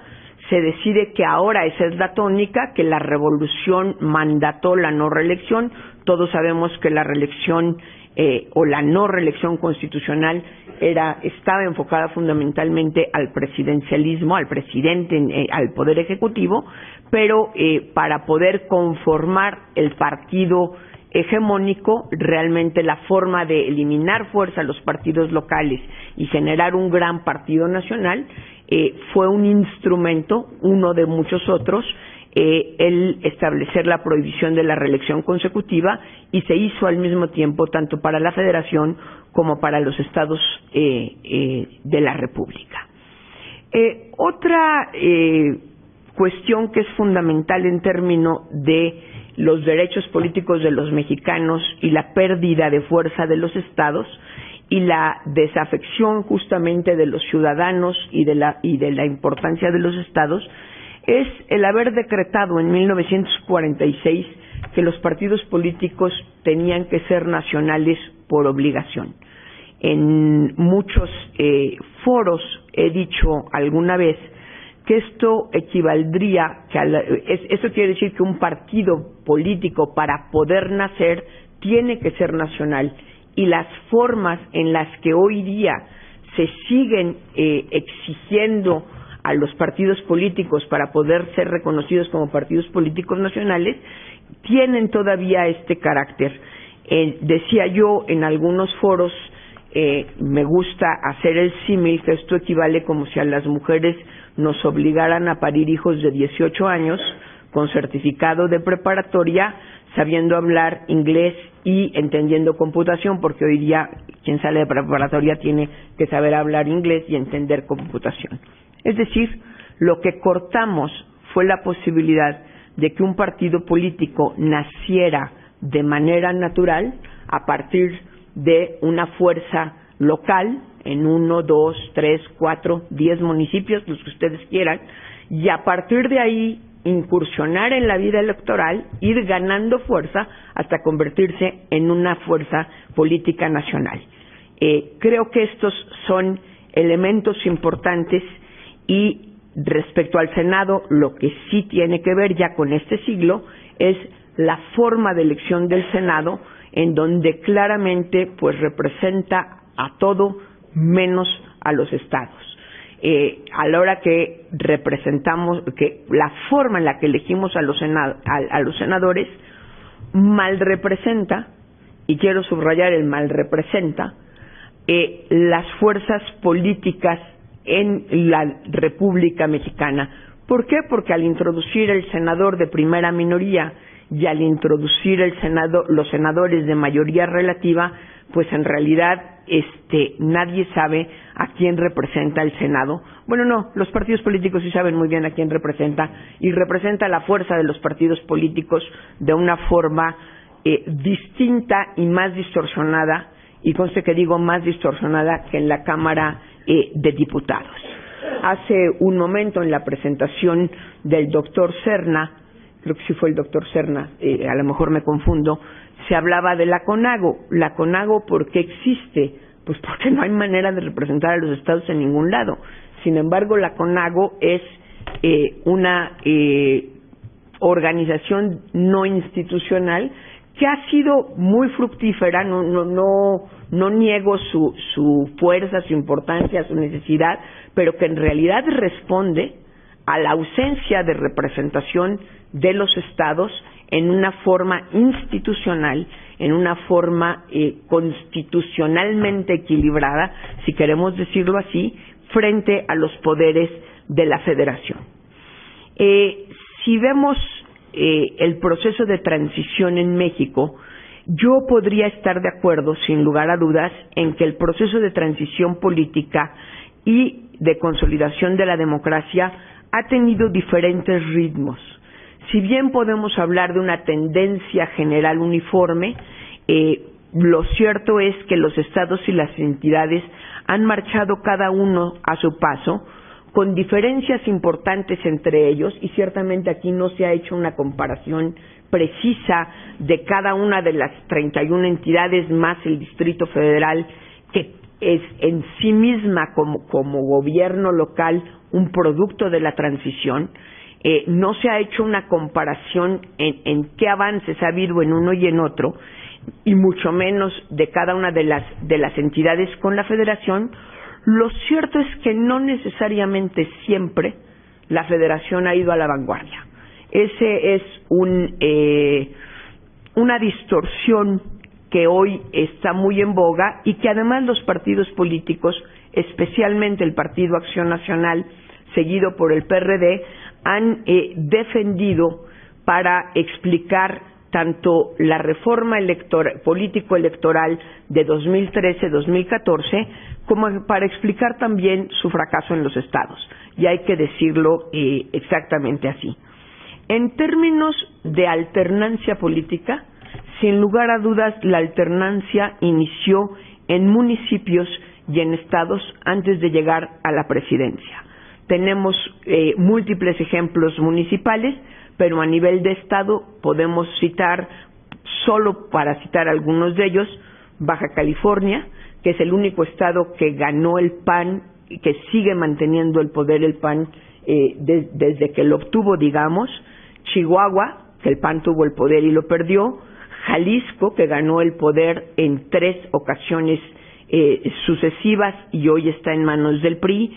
Querétaro fueron 2 gobernadores panistas, y ahora está en manos del PRI. San Luis Potosí, Distrito Federal, en manos del PRD, desde que se pudo elegir directamente jefe de gobierno.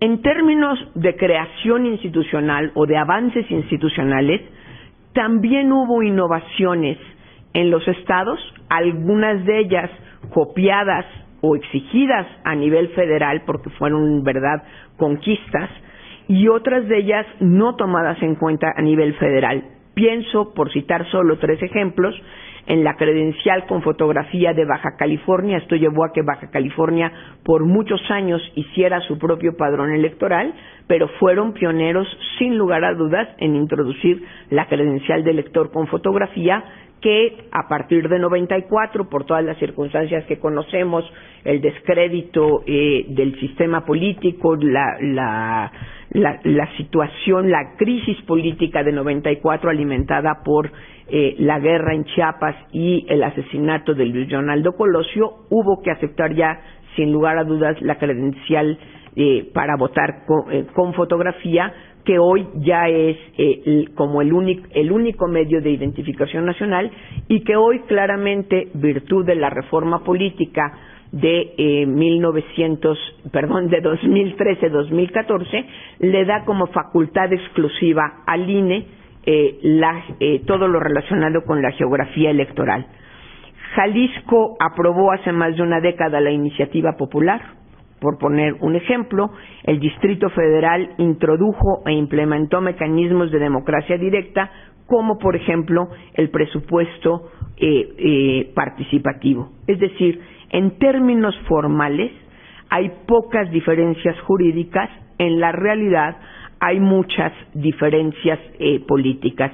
Valga decir también, como un proceso de fortalecimiento de los gobiernos locales, si bien no es una cuestión formal, que en virtud del proceso de transición a la democracia, el presidente perdió la posibilidad de remover gobernadores, y los gobernadores en realidad fueron electos a través del voto popular, bien, mal, regular, pero los votos se cuentan, y quien llega al poder es porque tiene la legitimidad del voto, es decir, la forma más precaria o formal de democracia se cumple.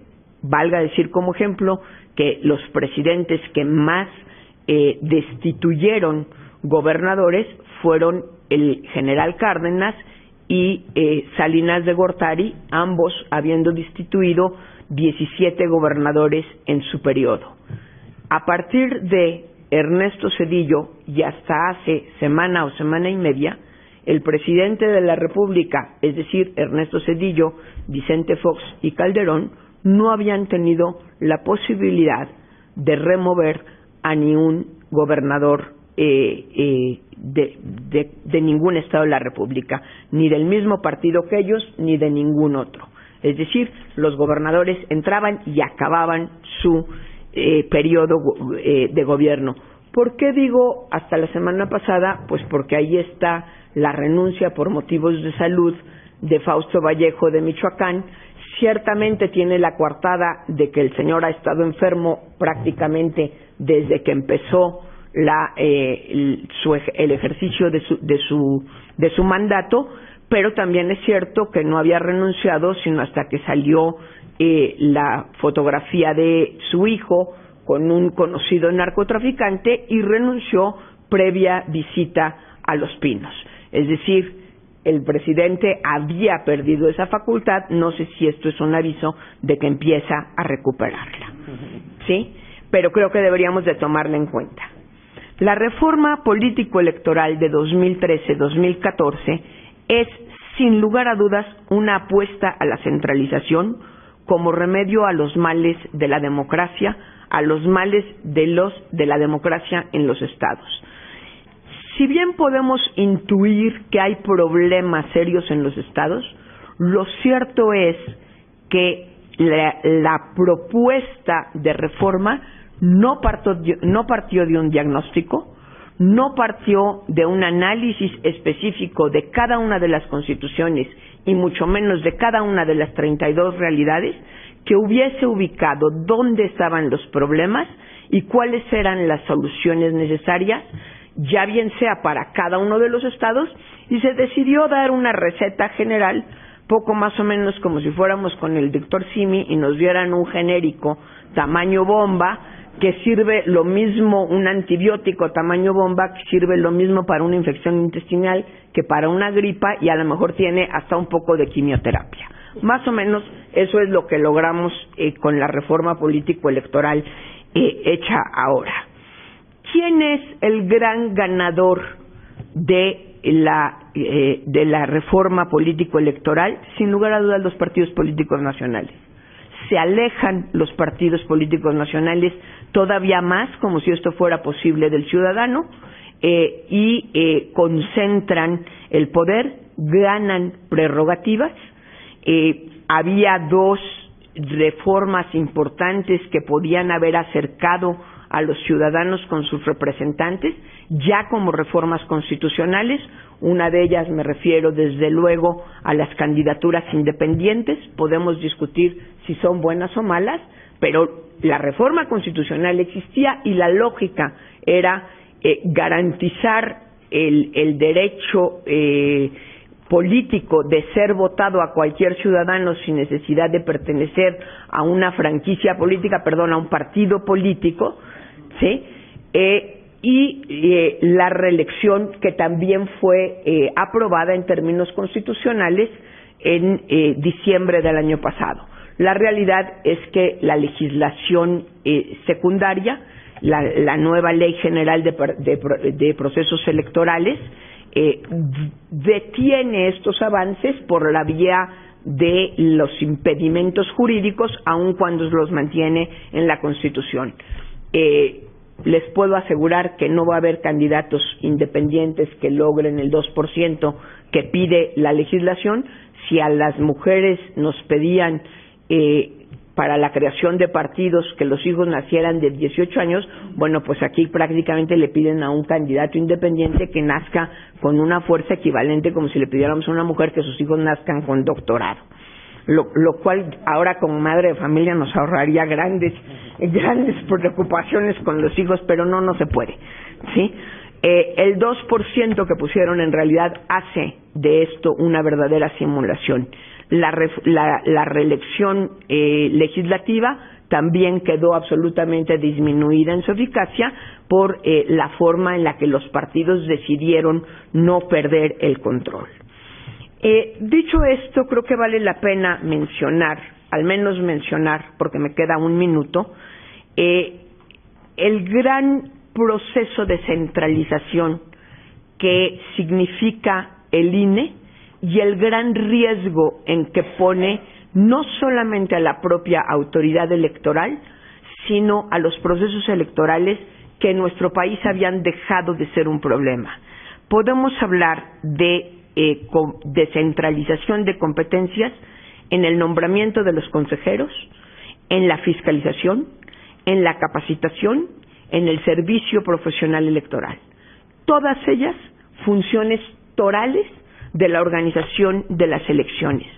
Me referiré, porque ya no me queda ni un minuto, pero me lo voy a tomar con la licencia de todos, me referiré especialmente al riesgo que tiene el nombramiento de los consejeros. Dado que esta reforma se hizo sin consulta previa, es decir, sin un diagnóstico previo, sin un análisis previo, no me refiero a consulta popular, sin un análisis previo, dejaron en manos del Consejo General del INE la delicada tarea de nombrar consejeros de nombrar y remover, porque les dieron las dos facultades, a los consejeros de los organismos políticos electorales. Pero dejaron en los estados la facultad del Congreso de determinar el presupuesto de los organismos políticos electorales locales y todo aquello que no está considerado en la ley general, en la LEGIP, en la Ley General de Procedimientos Políticos. Es decir, se van a nombrar en Tlalpan y cada uno de los estados va a decidir si le paga 10 pesos o 1,000. Y el Consejo General del INE no podrá decir si es mucho, si es poco o si es nada. No solo eso, el presupuesto del instituto, que sí tiene funciones específicas, como es registrar partidos locales, como es entregar prerrogativas a los partidos, como es la preparación de la jornada electoral, impresión de documentos, etcétera, dependerá para poder hacer sus funciones del dinero que le entregue el Congreso local. Eso tiene un problema de origen y un problema de rendición de cuentas. En términos funcionales, si los consejeros hacen mal su trabajo, los podrá remover el Congreso General del INE. En términos de revisión de la cuenta pública, la revisarán los congresos locales.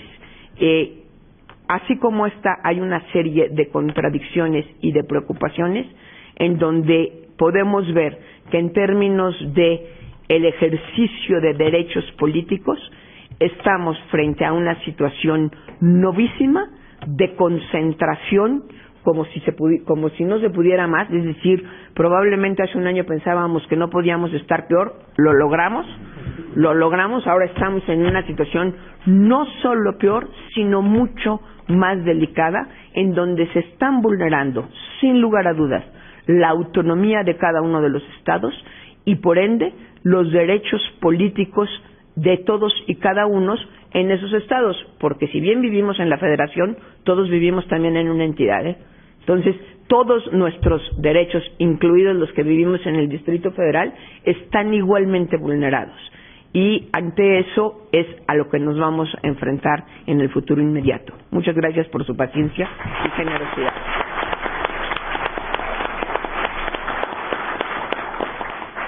Bueno, para continuar con la dinámica que habíamos propuesto al inicio, me gustaría pedirle a los ponentes en 3 minutos, cada uno de ellos poder hacer una reflexión en torno a lo que ha dicho cualquier otro de los miembros de la mesa y o alguna conclusión de carácter general antes de pasar a las preguntas y respuestas.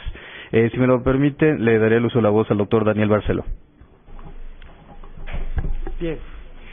Bueno, yo también coincido con la doctora María Marván. El INE no va a resolver el problema que mencionaba yo del cómo operan los sistemas políticos en los estados. Tomando un concepto de Karl Loewenstein, yo dije que son sistemas demoautoritarios, se eligen así que en elecciones populares, más o menos limpias, pero una vez en el poder, es decir, entre elecciones, ¿qué es lo que sucede? Ese es el problema, ¿no? Entonces, puede haber elecciones más o menos limpias, pero si no tenemos controles entre elecciones, pues de poco va a servir. De los mayores cambios en los estados, paradójicamente, podemos identificar la incorporación plena de los Estados Unidos mexicanos al derecho internacional de los derechos humanos y el efecto que tiene la sentencia Radilla en los estados. Fíjense ustedes, lo comentábamos hace un rato, los jueces federales, ministros, magistrados, jueces de distrito se habían resistido a reconstruir el verdadero federalismo judicial, es decir, el control difuso de constitucionalidad. Y esto vino de la mano de una sentencia de un tribunal supranacional que los ha obligado a ello. Yo veo ahí uno de los mayores modificaciones que ha habido. En eso dejaría yo mis comentarios. Muchas gracias al doctor Daniel Barceló y bueno, agradeciendo por supuesto la presencia del doctor Lorenzo Córdoba, presidente del Instituto Nacional Electoral. Por favor, doctor José María Serna de la Garza. Pues simplemente hacerme a mí mismo la pregunta de por qué esta tendencia centralizadora de nuestro sistema federal, ¿no? Y por qué este contraste entre lo que dice la retórica y lo que dice las reformas que efectivamente están sucediendo. Creo que hay como una hipótesis que podría manejarse. Y claro, es una hipótesis general, habría que analizar cada una de esas 27 reformas a las que me referí en el momento de mi exposición. Cada una tiene sus razones de ser, pero como una hipótesis general puede hablarse de que existe un problema estructural de coherencia o de cohesión institucional en esa compleja estructura que llamamos Estado Federal Mexicano. Y aquí me refiero a Estado Federal Mexicano no para referirme nada más al nivel federal, sino al Estado Federal total, ¿no? El sistema de partido hegemónico tenía sus mecanismos, sus prácticas, sus usos metaconstitucionales, como en algún momento se refirió el doctor Barceló, aludiendo a un concepto del doctor Carpizo, para garantizar esa cohesión institucional. De repente desaparece, ya no hay sistema de partido hegemónico. ¿Qué es lo que va a garantizar que en esa compleja estructura de miles de órganos exista una coherencia en los distintos temas? En el tema, por ejemplo, de seguridad pública, ¿no? Y en muchos otros temas. Entonces, lo que empezamos a ver es una serie de respuestas de la clase política de tratar de introducir ya no usos y prácticas del sistema de partido hegemónico para garantizar la cohesión institucional, sino reformas a la Constitución y a las leyes para tratar de garantizar esa coherencia en los distintos temas. Y por eso los regímenes de coordinación que se han ido creando, la Constitución, por eso el auge de las facultades concurrentes y de las leyes generales que tratan de ordenar desde los poderes federales distintas áreas de política pública en los más diversos temas. Vean ustedes el crecimiento del artículo 73 constitucional en los últimos años, y son facultades concurrentes o regímenes de coordinación para garantizar esa coherencia que antes se garantizaba por los usos y costumbres del sistema de partido hegemónico. Muchas gracias al doctor María Serna de la Garza. Por favor, le pediría al doctor Jorge Silvero que diera sus conclusiones. Sí, yo brevemente nada más quisiera decir que llamé la atención en mi exposición, intenté llamar la atención sobre los partidos políticos, porque mi apuesta es la siguiente: en la medida que podamos lograr el nivel de los partidos políticos y de la gestión que ellos realicen, estaremos en condiciones de elevar también el nivel de la democracia paraguaya. Es decir, yo creo que hemos olvidado los partidos políticos y en ese sentido deberíamos ahora volver y recuperar ese tiempo perdido y tratar de, desde una visión de una crítica constructiva, trabajar con ellos. En eso me diferencio de gente que critica a los partidos políticos, pero con la idea de reducirle su rol dentro de la democracia. Yo sigo pensando que el rol de los partidos en una democracia representativa es muy importante, pero necesitamos cambiar el estado de cosas porque en el estado actual ya no da para más. Gracias. Muchas gracias al doctor Jorge Silvero. Por favor, la doctora María Marván. Muchísimas gracias. Prometo ser tan sucintas como quienes me precedieron en el uso de la palabra. Completamente de acuerdo con Silvero Salgueiro de la necesidad de poner el ojo en los partidos políticos. Y ciertamente nuestros partidos políticos, tanto por las reformas legales y constitucionales de las que hablé, como por vocación propia, son profundamente centralistas. Quisiera poner un ejemplo de una institución norteamericana completamente distinta a la CONAGO, y es la Conferencia Nacional de Legislaturas Estatales, NCSL, por si alguien se interesa en googlearla. Es una organización bipartidista que tiene como objetivo defenderse de la federación. Es decir, demócratas y republicanos tienen una organización que tiene un brazo académico, que mantienen cerca de 400 investigadores en Denver, Colorado, más un cabildeo de lobbying en Washington, D.C., evidentemente, para defender a los estados de cualquier medida legal o administrativa en la que la federación quisiera debilitarlos. Estamos lejos de tener algo parecido a eso, muy, muy lejos. ¿Por qué? Porque los partidos políticos, además de el retrato que ha hecho el profesor Silvero, que lo podemos trasladar a México, a lo mejor habría que darle algunas pinceladas y borrarle un poquito, pero en realidad el retrato nos sirve. Tienen también vocación centralista y han reproducido el poder y mantenido el poder y el sistema de los comités ejecutivos nacionales, y el sistema electoral está hecho para fortalecer ese núcleo de poder. Coincido con el profesor, no podemos no tener partidos políticos, pero espero que sí podamos tener mejores partidos políticos. Muchas gracias, doctora María Marván. Para seguir con el curso de esta mesa, le pediría en el mismo orden que lo hemos desarrollado al doctor Daniel Barceló que dé respuesta a las preguntas que fueron formuladas de manera muy sucinta y, por supuesto, si alguien más genera alguna pregunta, que la haga llegar al frente, por favor. Bien, yo contestaría en términos generales, volviendo al tema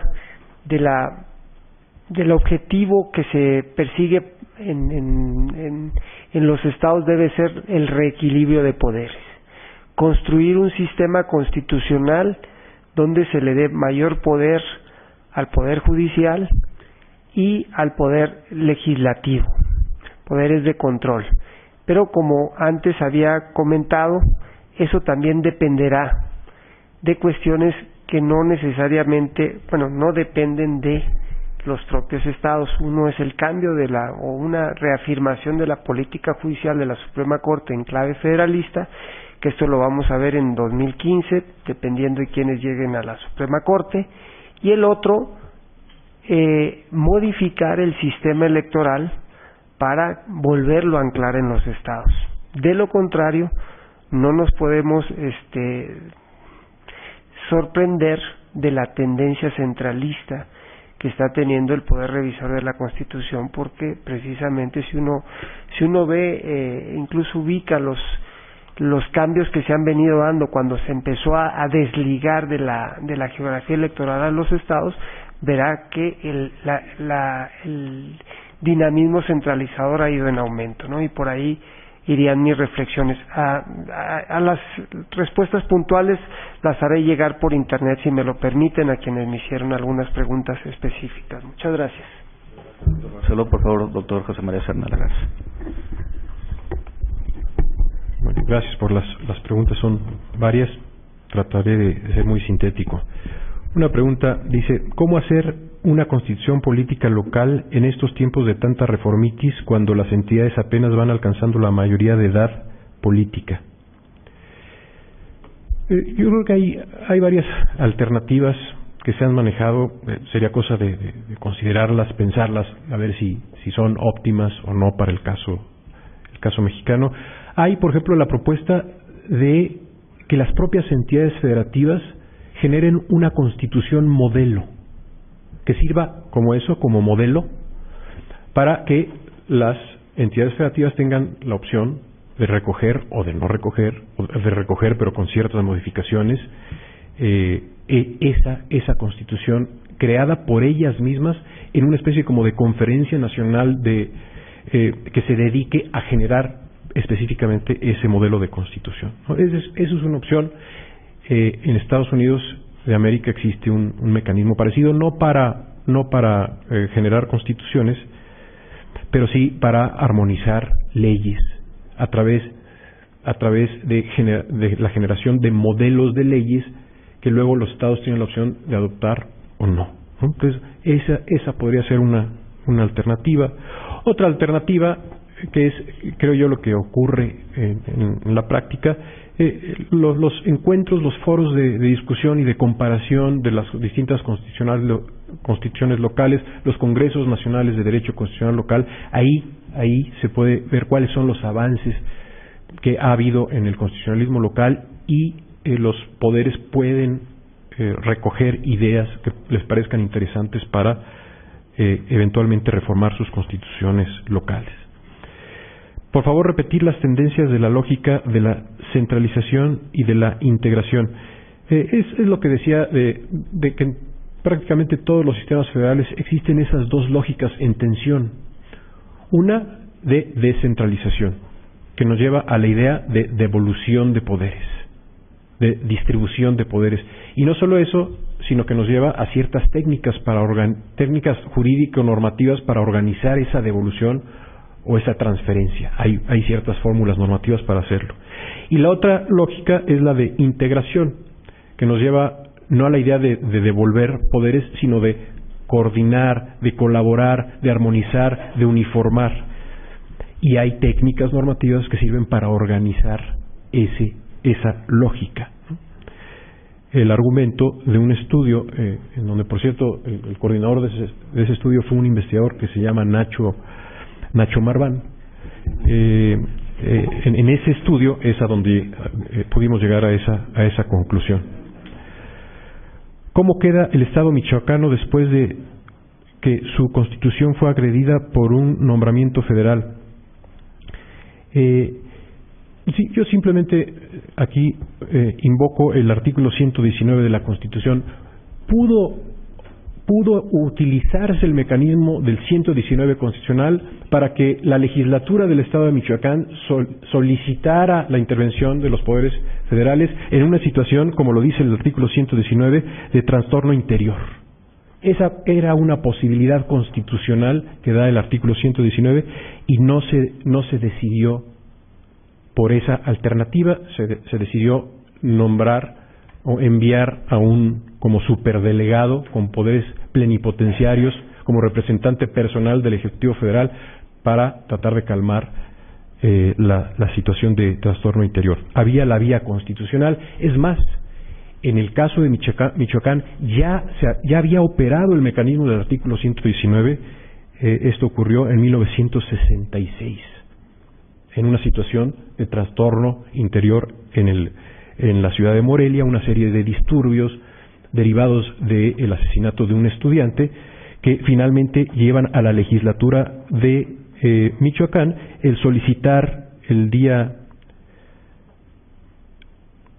no tengo el día, pero el 6 de octubre de 1966 solicitarle a los poderes federales la intervención para calmar la situación en ese estado, y a raíz de esa solicitud entra el Ejército Federal y sin disparar un solo tiro restablece el orden en la ciudad de Morelia, ¿no?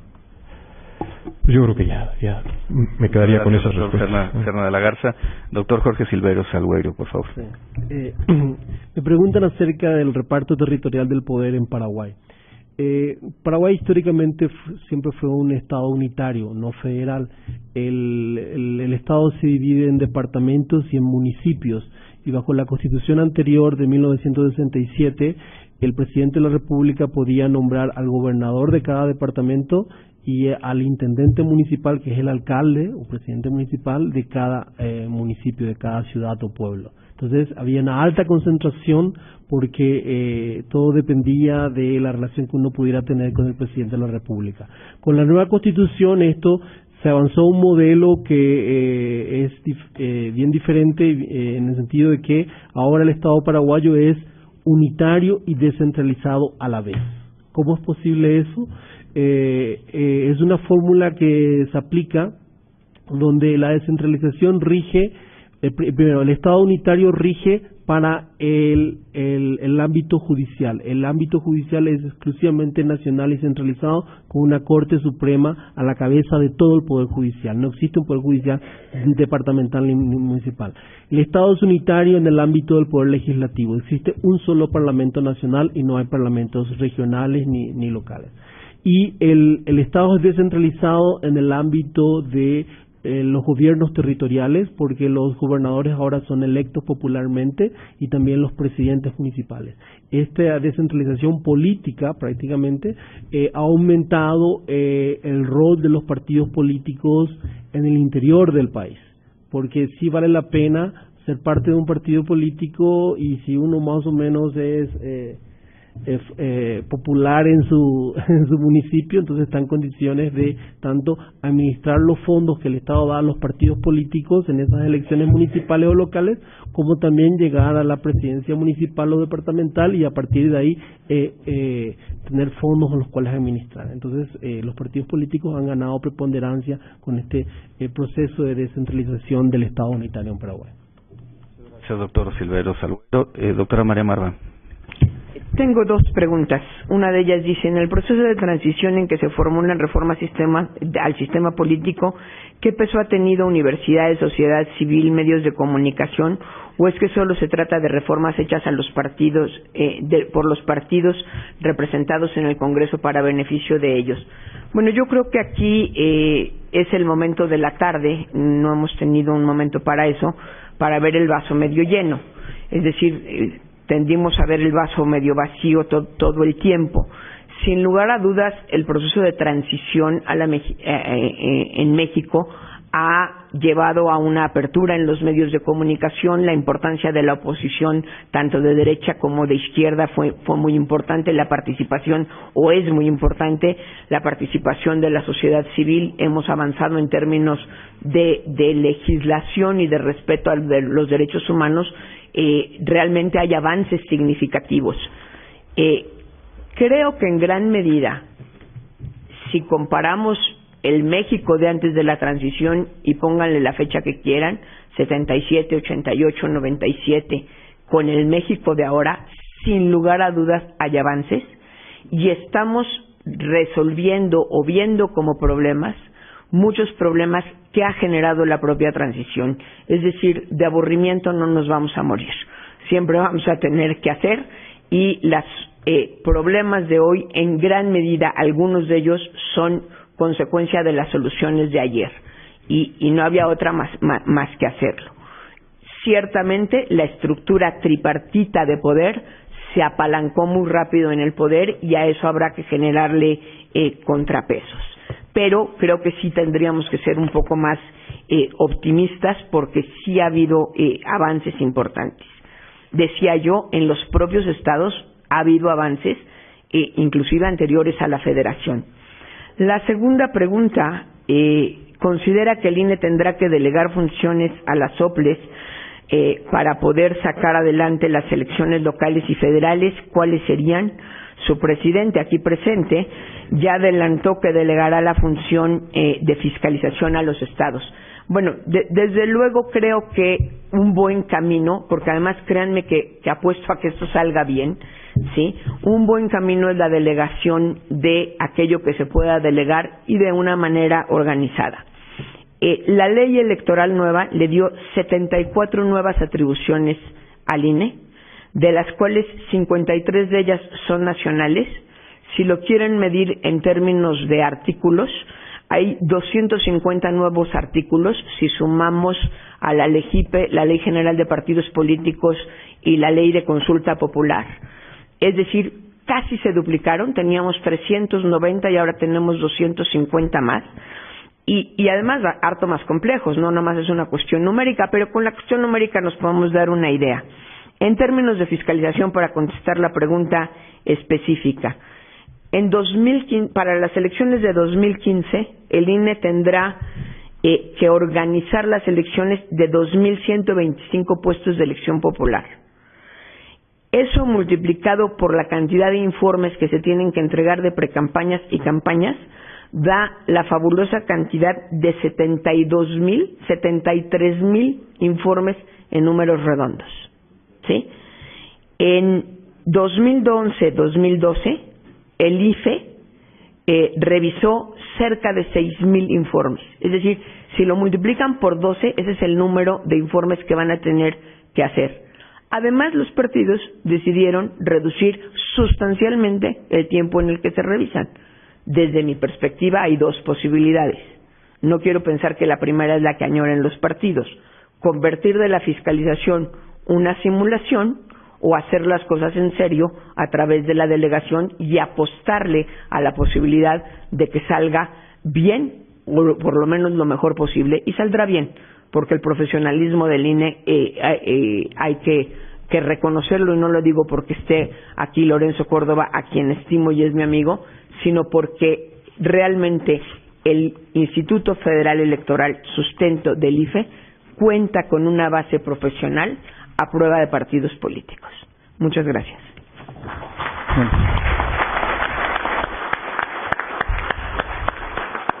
Bueno, muchas gracias a todas y a todos. Muy buenas tardes. Solamente